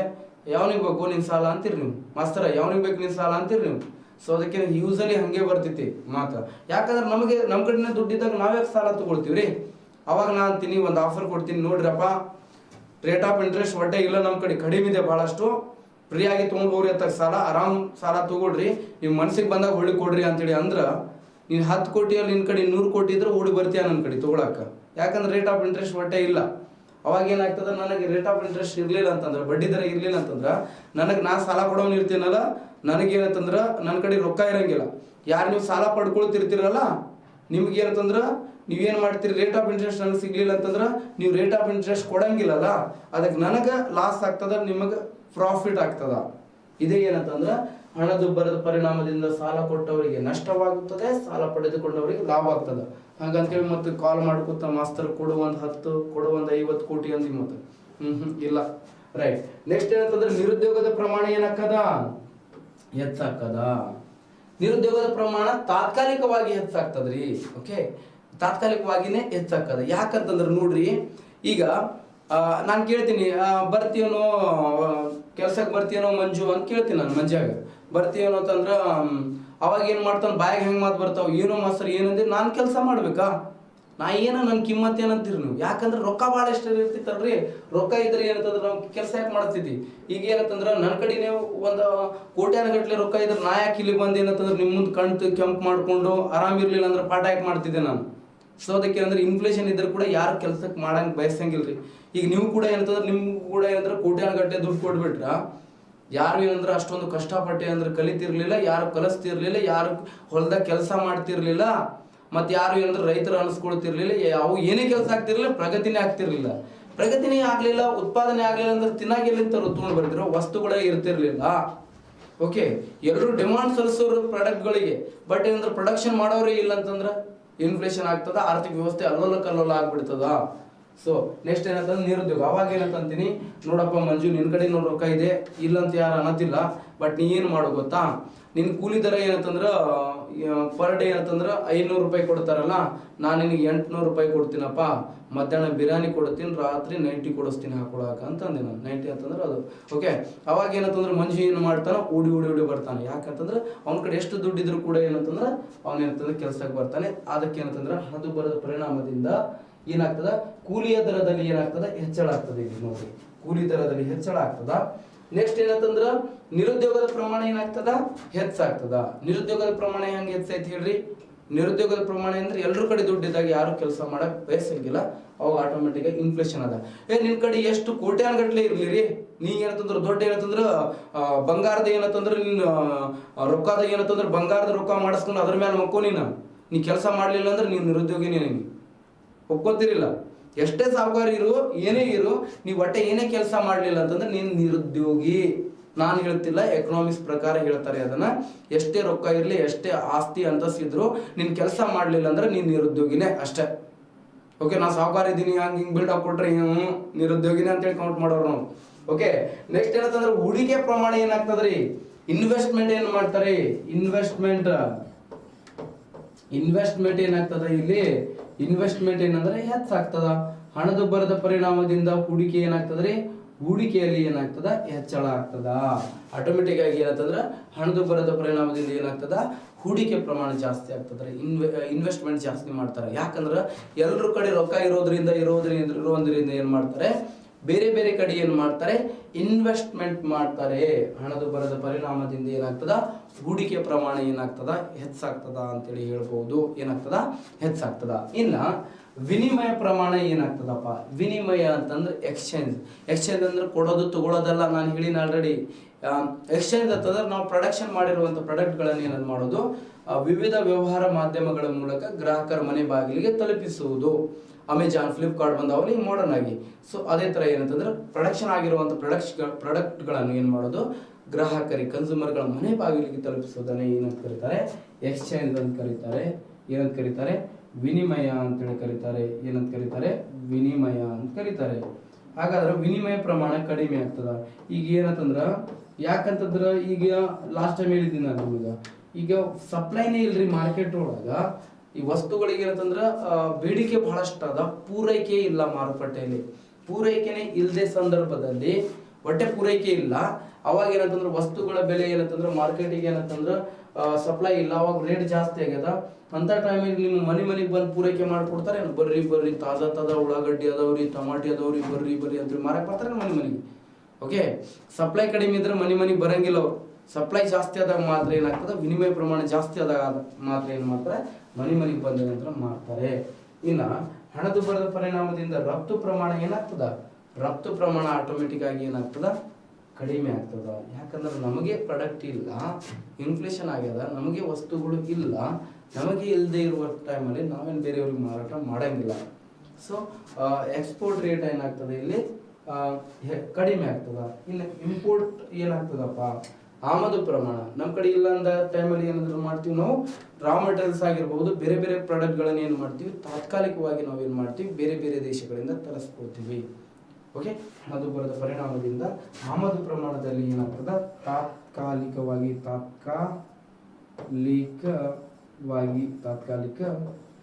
ಏನಾಗ್ತದ, ಹೆಚ್ಚಳ ಆಗ್ತದ. ಹಣದುಬ್ಬರದ ದರದಲ್ಲಿ ಹೆಂಗೆ ಹೆಚ್ಚಳ ಆಗ್ತದ ಅಂತಂದ್ರೆ ತಾತ್ಕಾಲಿಕವಾಗಿ ಹೆಚ್ಚಳ ಆಗ್ತದ ಅಂತೇಳಿ ಹೇಳ್ಬೋದು. ಇದೇ ಏನಂತಂದ್ರೆ ಹಣದುಬ್ಬರ. ಯಾವುದು? ಹಣದುಬ್ಬರದ ಎಫೆಕ್ಟ್ಸ್ಗಳು, ಪರಿಣಾಮಗಳು ಏನೇನದಾವ ಇದನ್ನೇನಂತಂದ್ರೆ ನೋಡಿದೀವಿ. ಓಕೆ, ಇನ್ನು ಏನಪ್ಪ ನೆಕ್ಸ್ಟ್, ಹಣದುಬ್ಬರದ ಮಾಪನ ಯಾವ ತರ ಮೆಜರ್ಸ್ ಮಾಡ್ತಾರೆ? Measures of inflation. ನೋಡ್ರಿ, ಇಲ್ಲಿ ಏನಂತಂದ್ರೆ ಹಣದುಬ್ಬರದ ಮಾಪನ. ಹಣದುಬ್ಬರದ ಮಾಪನದಲ್ಲಿ 2 ವಿಧಗಳು ಬರ್ತವೆ. ನೋಡ್ರಿ, ಇಂಪಾರ್ಟೆಂಟ್ ಆಗಿರುವಂತ 2 types of inflation. Measures of inflation, ಹಣದುಬ್ಬರದ ಅಳತೆ ಅಥವಾ ಮಾಪನ. ಇಂಗ್ಲಿಷ್ ಒಳಗೆ ಏನಂತಾರೆ ಇದಕ್ಕ ಅಂತ ಕೇಳಿದ್ರ ಮೆಜರ್ ಆಫ್ ಇನ್ಫ್ಲೇಷನ್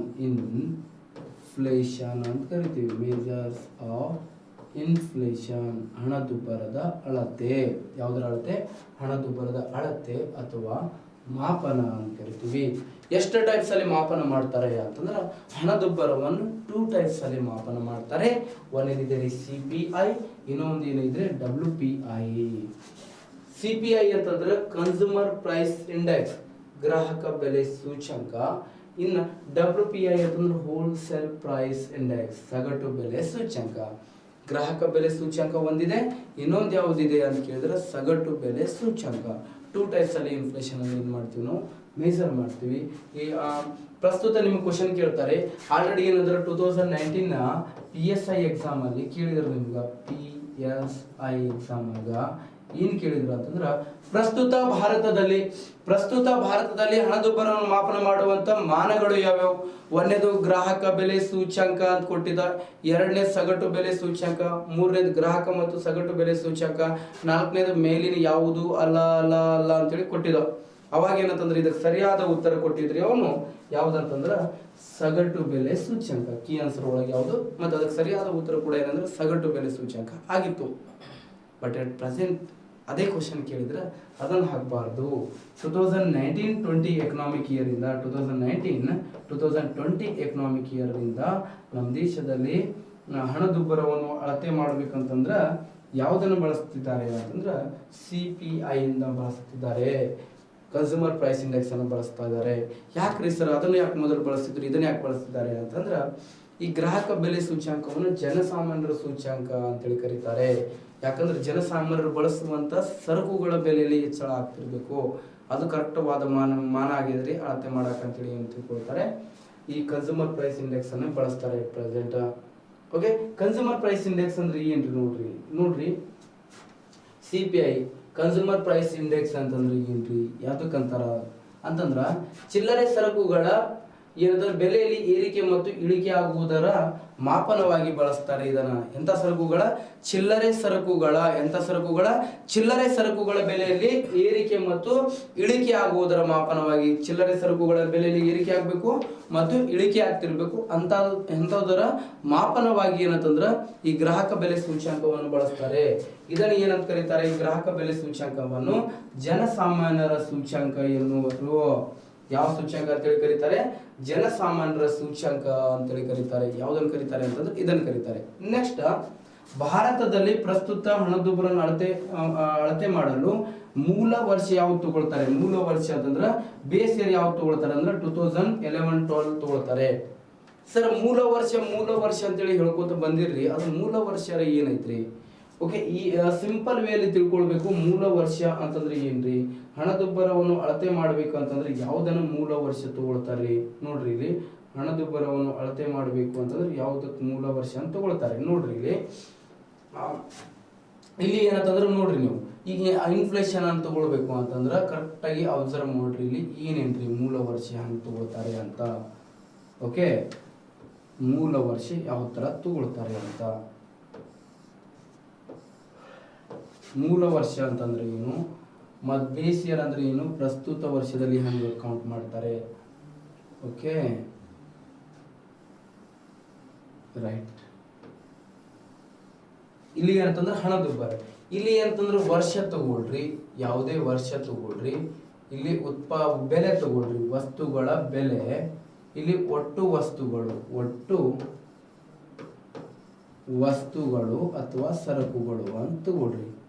ಓಕೆ, ಈಗ ಇಲ್ಲಿ 2012 ತಗೊಳ್ರಿ, ಇಲ್ಲಿ 2018 ತಗೊಳ್ರಿ, ಇಲ್ಲಿ ಎಷ್ಟು ತಗೊಳ್ರಿ 2022 ತಗೊಳ್ರಿ.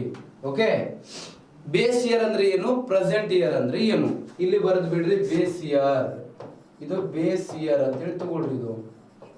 ಇದು ಯಾವ್ದು ಅಂತಂದ್ರ ಈ ಕಡೆ ಪ್ರೆಸೆಂಟ್ ಇಯರ್ ಅಂತ ತಗೊಳ್ರಿ. ಇದು ಪ್ರೆಸೆಂಟ್ ಇಯರ್ ಅಂತೇಳಿ ತಗೊಳ್ರಿ. ಒಂದು ಪ್ರೆಸೆಂಟ್ ಇಯರ್, ಒಂದು ಬೇಸ್ ಇಯರ್. ಈಗ ಪ್ರೆಸೆಂಟ್ ನೋಡ್ರಿ, ಪ್ರೆಸೆಂಟ್ ಇಯರ್ ಅಲ್ಲಿ ನೋಡೋಣ.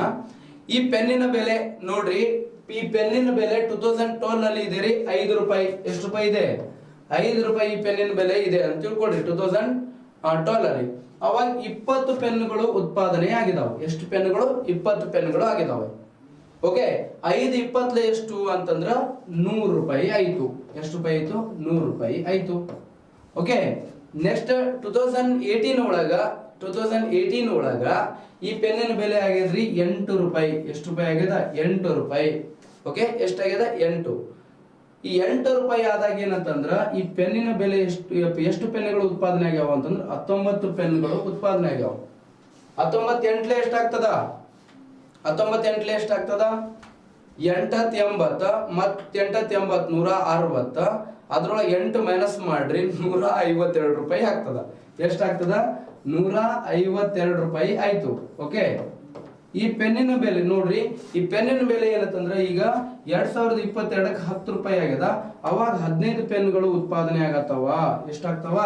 15 ಪೆನ್ಗಳು. ಓಕೆ, 15ಕ್ಕಿಂತ ಏನಂತಂದ್ರ ಜಾಸ್ತಿ ಮಾಡೋಣ. ಒಂದು ಎಷ್ಟು ಅಂತಂದ್ರ 18 ಪೆನ್ ಉತ್ಪಾದನೆ ಆಗತ್ತಿತ್ತು ಅಂತ ತಿಳ್ಕೊಡ್ರಿ. ಎಷ್ಟು? 18 ಪೆನ್ಗಳು ಉತ್ಪಾದನೆ ಆಗತ್ತಿತ್ತು ಅಂತ ತಿಳ್ಕೊಡ್ರಿ.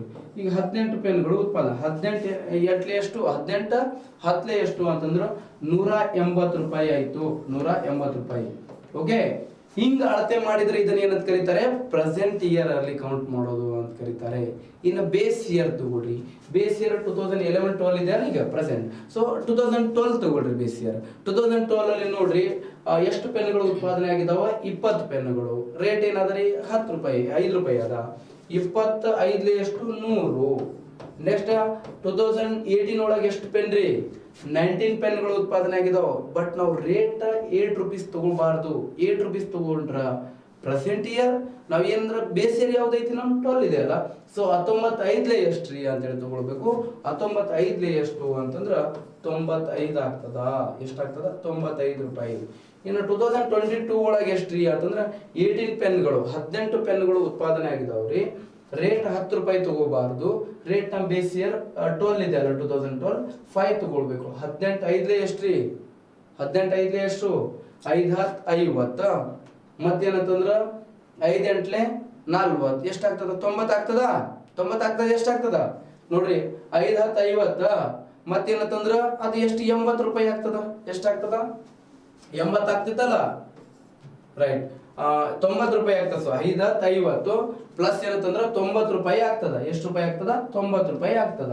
ಈಗ ಏನಂತಂದ್ರ 90. ಓಕೆ, ಇದು ಏನಂತಂದ್ರೆ ಯಾವ ವರ್ಷದಲ್ಲಿಪ್ಪ ಅಂತ ಕೇಳಿದ್ರ ಇದು ಬೇಸ್ ಇಯರ್ ಅಲ್ಲಿ. ಸೊ ಹಿಂಗ್ ಕೌಂಟ್ ಮಾಡ್ಬೇಕಂತಂದ್ರ ಎಟ್ ಪ್ರೆಸೆಂಟ್ ಬೇಸ್ ಇಯರ್ ಅಲ್ಲಿ ಹಣದುಬ್ಬರವನ್ನು ಕೌಂಟ್ ಮಾಡ್ಬೇಕಂದ್ರ ನಮ್ಮ ದೇಶದಲ್ಲಿ ಯಾವ ವರ್ಷವನ್ನು ನಾವು ಏನಂತಂದ್ರ ಬೇಸ್ ಇಯರ್ ತಗೊಳ್ತೀವಿ ಅಂತಂದ್ರ 2011 2012 ಅಲ್ಲಿ ಏನ್ ತಗೊಳ್ತೀವಿ? ಬೇಸ್ ಇಯರ್ ಅಂತ ಹೇಳಿ ತಗೊಳ್ತೀವಿ. ನೋಡ್ರಿ ಅಪ್ಪ, ಇಷ್ಟು ಈಸಿಯಾಗಿ ನಿಮ್ಗೆ ಯಾವ ಆತರ ಬುಕ್ ಒಳಗೂ ಸಿಗಂಗಿಲ್ಲ. ಸಣ್ಣ ಹುಡುಗರಿಗೆ ಹೇಳ್ದಂಗೆ ಹೇಳ್ತಿದ್ದೀನಿ. ಬೇಸ್ ಇಯರ್ ಗೊತ್ತಿರಂಗಿಲ್ಲ ಕೆಲವೊಂದು ಮಂದಿಗೆ. ಸೊ ಅದಕ್ಕೆ ಏನಂದ್ರೆ ಎಕನಾಮಿಕ್ಸ್ ಬ್ಯಾಕ್ ಗ್ರೌಂಡ್ ಇರಂಗಿಲ್ಲಲ್ಲ. ಬೇಸ್ ಇಯರ್ ಅಂದ್ರೆ ಏನು, ಪ್ರೆಸೆಂಟ್ ಇಯರ್ ಅಂದ್ರೆ ಏನು ಅಂತ ಹೇಳಿ ಗೊತ್ತಿರಂಗಿಲ್ಲ. ಸೊ ಅದಕ್ಕೆ ಅಂದ್ರೆ ಈ ತರ ತಿಳ್ಕೊಳ್ಬೇಕ್ರಿ. ಇದು ಬೇಸ್ ಇಯರ್ ಮತ್ತು ಪ್ರೆಸೆಂಟ್ ಇಯರ್ ಅಂತಂದ್ರೆ ಏನು ಅಂತ. ಸರಿನಾ? ರೈಟ್.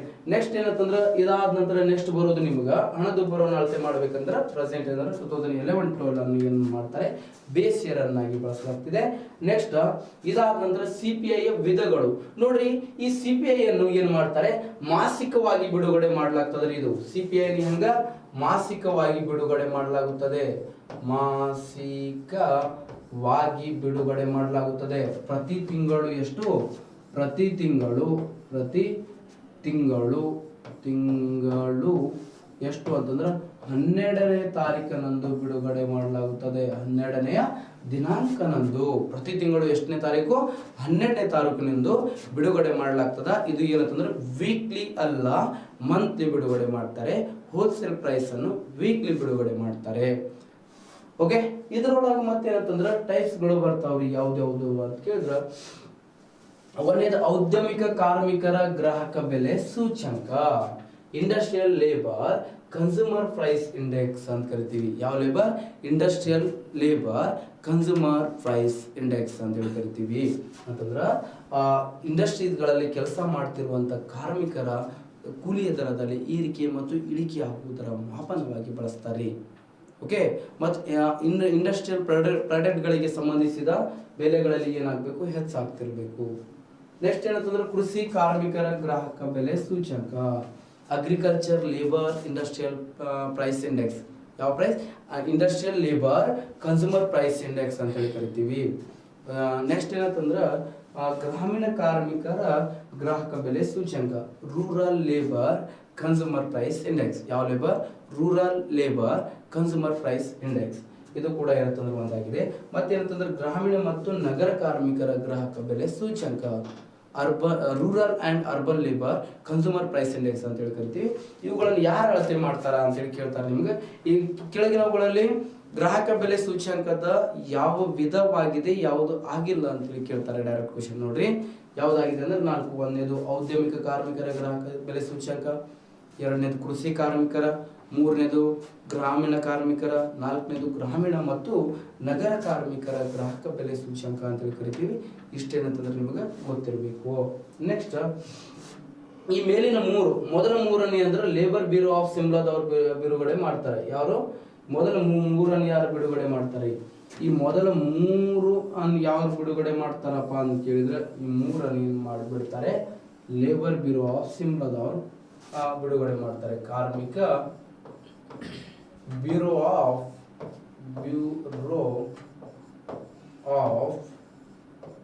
ಸಿಮ್ಲಾದವ್ರು ಬಿಡುಗಡೆ ಮಾಡ್ತಾರೆ. ಸಿಮ್ಲಾ. ಇನ್ನ ಈ ಕೊನೆಯದಿದೆ ಅಲ್ಲ ರೀ, ಇದು ಕೊನೆಗೆ ಏನಂತಂದ್ರೆ ಮೊದಲ CSO ದವರು ಮಾಡ್ತಿದ್ರು. ಪ್ರೆಸೆಂಟ್ CSO ಇಲ್ಲ. CSO ಮತ್ತು NSO ಸೇರ್ಕೊಂಡು ಏನಾಗಿದೆ NSO ಅಂತೇಳಿ ಆಗಿದೆ. NSO ಮುಂದೆ ಹೇಳ್ತೀನಿ ನಿಮ್ಗೆ, ನ್ಯಾಷನಲ್ ಇನ್ಕಮ್ ಹೇಳುವಾಗ ಹೇಳ್ತೀನಿ. ಯಾವಾಗ ಏನೇನಾಯ್ತು ಇವೆರಡು, ಯಾವುದರಲ್ಲಿ ಯಾವುದು ಸೇರಿತು ಅದರ ಬಗ್ಗೆ ಏನಂತಂದ್ರೆ ಡೀಟೇಲ್ ಆಗಿ ನಾನು ಏನಂತಂದ್ರೆ ಹೇಳ್ಕೊಡ್ತೀನಿ ನಿಮ್ಗೆ, ಯಾವ್ದು ಸೇರ್ಕೊಂಡು ಯಾವ್ದಾಗಿದೆ ಅಂತ. ಸರಿನಾ? ರೈಟ್. ಇದು ಏನಂತಂದ್ರೆ CPI ಯ ವಿಧಗಳು, types of consumer price index.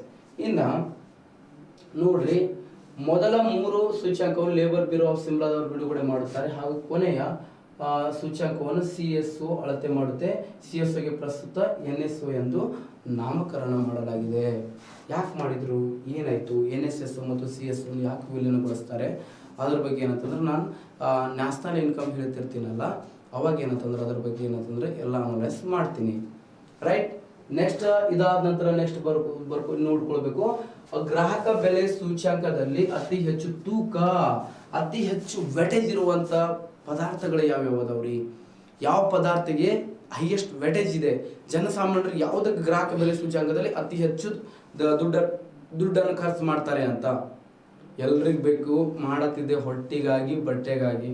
ಮೊದಲು ಹೊಟ್ಟಿಗೆ ಏನಂತಂದ್ರೆ ಆದ್ಯತೆ ಕೊಡ್ತಾರೆ ನಮ್ಮ ಮಂದಿ. ಯೂಸಲಿ ಕೊಡ್ಲೇಬೇಕ್ರಿ, ಮತ್ತು ತಿನ್ಲೇಬೇಕಾದ್ರೆ ತಿಂದ್ರೆ ಮತ್ತು ಬದುಕಿದ್ರೆ 4 ದಿನ ಬಾಳತ್ತೀವಿ. ಇಲ್ಲ ಅಂತಂದ್ರೆ ಊಟನೇ ಮಾಡಂಗಿಲ್ರಿ. ನಾನು ಜೀವನ ಮಾಡಿ ಒಂದು ಯಾರಾದ್ರೇನು ಸರ್ ಲಾಸ್ಟ್ ಅಮಾಸಿಗೆ ತಿಂದಿನ್ರಿ ನಾನು ಪ್ರಸಾದ, ಈಗ ನೆಕ್ಸ್ಟ್ ಹುಣ್ಣಿಮೆಗೆ ತಿಂದಿನ್ರಿ ಅನ್ನೋರು ಯಾರಾದ್ರೇನು ಅಂಥವ್ರು ಯಾರು ಇರಂಗಿಲ್ಲ ಸಂಗ. ಡೈಲಿ ಏನು ಬೇಕು, ನಮಗೆ ಊಟ ಬೇಕು. ಸೊ ಅದಕ್ಕೆ ಏನಂದ್ರೆ ಜನಸಾಮಾನ್ಯರು ಖರ್ಚು ಮಾಡೋದು ಏನಂತಂದ್ರೆ ಆಹಾರಕ್ಕೆ ಮಾಡ್ತಾರೆ. 50% ಏನಂತಂದ್ರೆ ಆಹಾರ ಸರಕುಗಳ ಮೇಲೆ ಅಂತಂದ್ರೆ ಖರ್ಚು ಮಾಡ್ತಾರೆ. ಓಕೆ, ನಾವೇನಂತ ಆಹಾರ ಪದಾರ್ಥಗಳನ್ನು ಚಿಲ್ಲರೆ ಬೆಲೆಗಳಲ್ಲಿ ತರ್ತೀವ್ರಿ. ಇಲ್ಲ ಸರ್, ನಾನು ಮೊನ್ನೆ ಒಂದು 2 ಕ್ವಿಂಟಲ್ ಟಮಾಟಿ ತಂದಿನ್ರಿ, 3 ಕ್ವಿಂಟಲ್ ಗಜ್ರಿ ತಿಂದಿನ್ರಿ. ಟೈಮ್ ಕ್ವಿಂಟಲ್ ಗಟ್ಟಲೆ ತರ್ತೀರೋ ನಾವು? ತರಕ್ಕೆ ಸಾಧ್ಯ ಇಲ್ಲ. ಚಿಲ್ಲರೆ KG, 2 KG, ಅರ್ಧ KG, ಪಾವು KGಯಲ್ಲಿ ತಂದು ಏನಂದ್ರೆ ತಿಂತಿರ್ತೀವಿ. ಇದೇ ಏನಂತಂದ್ರೆ ಆಹಾರ ಖರ್ಚು ಮಾಡ್ತಾರೆ. ಇನ್ನ 10% ಜನರು ಏನಂತಂದ್ರೆ ಮನೆಗೆ ಖರ್ಚು ಮಾಡ್ತಾರೆ, ಮನೆ ಕಟ್ಕೊಳಕ. ಇನ್ನು ಏನಂತಂದ್ರೆ ಮೂರನೇದು ವಿದ್ಯುತ್ ಶಕ್ತಿ ಮತ್ತು ಇಂಧನಕ್ಕೆ ಖರ್ಚು ಮಾಡ್ತಾರೆ. ವಿದ್ಯುತ್ ಶಕ್ತಿ ಮತ್ತು ಇಂಧನಕ್ಕೆ ಎಷ್ಟು ಖರ್ಚು ಮಾಡ್ತಾರೆ? 10%. ಇನ್ನು ಬಟ್ಟೆಗೆ ಎಷ್ಟು? 5% ಬಟ್ಟೆ ಖರ್ಚು ಮಾಡಂಗಿಲ್ಲ ನಮ್ಮ ಮಂದಿ. ಬಟ್ಟೆಗೆ ಮಾಡ್ತಾರೆ, ಕಡಿಮೆ ಮಾಡ್ತಾರೆ. ಓಕೆ, ಲಿವಿಂಗ್ ಸ್ಟ್ಯಾಂಡರ್ಡ್ ಇರುವಂತ ವ್ಯಕ್ತಿಗಳು ಏನಂತಂದ್ರೆ ಬಟ್ಟೆಗೆ ಜಾಸ್ತಿ ಅಂತಂದ್ರೆ ಖರ್ಚು ಮಾಡ್ತಾರೆ. ಓಕೆ, ಒನ್ ಟೈಮ್ ಊಟ ಕರೆಕ್ಟ್ ಇರ್ಲಿದ್ದಕ್ಕಂದ್ರೆ ಚಿಂತೆ ಇಲ್ಲ. ಬಟ್ ಏನಂದ್ರೆ ನೀಟ್ನೆಸ್ಸಿಗೆ ಏನಂತಂದ್ರೆ ಕೆಲವು ಜನ ಏನಂತಂದ್ರೆ ಆದ್ಯತೆ ಕೊಡ್ತಾರೆ. ಕೆಲವರು ಹೆಂಗೆಂಗೋ ಇರ್ತಾರೆ, ಬಟ್ ಏನಂದ್ರೆ ಹೊಟ್ಟೆ ತಂಪಿದ್ರೆ ಸಾಕಂತಿರ್ತಾರೆ. ಬಟ್ ಏನಂತಂದ್ರೆ ಮೊದಲು ಆದ್ಯತೆ ಕೊಡ್ಬೇಕ್ರಿ, ನೀಟ್ನೆಸ್ಸಿಗೆ ಆದ್ಯತೆ ಕೊಡಬೇಕು. ನೆಕ್ಸ್ಟ್ ಏನಂತಂದ್ರೆ ಇತರೆ ಎಷ್ಟು ಅಂತಂದ್ರೆ 25% ಏನಂತಂದ್ರೆ ಇತರೆ ನೋಡಿ, 25, 30, 40, 50, 50, 100 ಅದು ಒಟ್ಟು ಎಷ್ಟಾಗ್ತದ? 100 ಆಗ್ತದ. ಈ ಗ್ರಾಹಕ ಬೆಲೆ ಸೂಚ್ಯಂಕದಲ್ಲಿ 200 ಪದಾರ್ಥಗಳನ್ನು ಗಣನೆಗೆ ತೆಗೆದುಕೊಳ್ಳಾಗ್ತದ. ಟೈಮ್ ಆಯ್ತು, ನೆಕ್ಸ್ಟ್ ಕ್ಲಾಸ್ ಅಲ್ಲಿ ನೋಡೋಣ ಅಂತ. ಇವತ್ತಿನ ಕ್ಲಾಸ್ ನೋಟ್ಸ್ ಏನಂತಂದ್ರೆ Sunil sir economics Telegram channel ಒಳಗೆ ಸಿಗ್ತದ. ಯಾವುದು? Sunil sir economics Telegram channel ಇದೆ ಅಲ್ಲ, ಅಲ್ಲಿ ಏನಂದ್ರೆ ಕರೆಂಟ್ ಅಫೇರ್ಸ್ ಹಾಕ್ತಿದ್ದೀನಿ ನಾನು. ಅಲ್ಲಿ ಏನಂದ್ರೆ ಯೂಸ್ ಮಾಡ್ಕೊಳ್ಬಹುದು ನೀವು. ಸರಿನಾ? ಧನ್ಯವಾದಗಳು.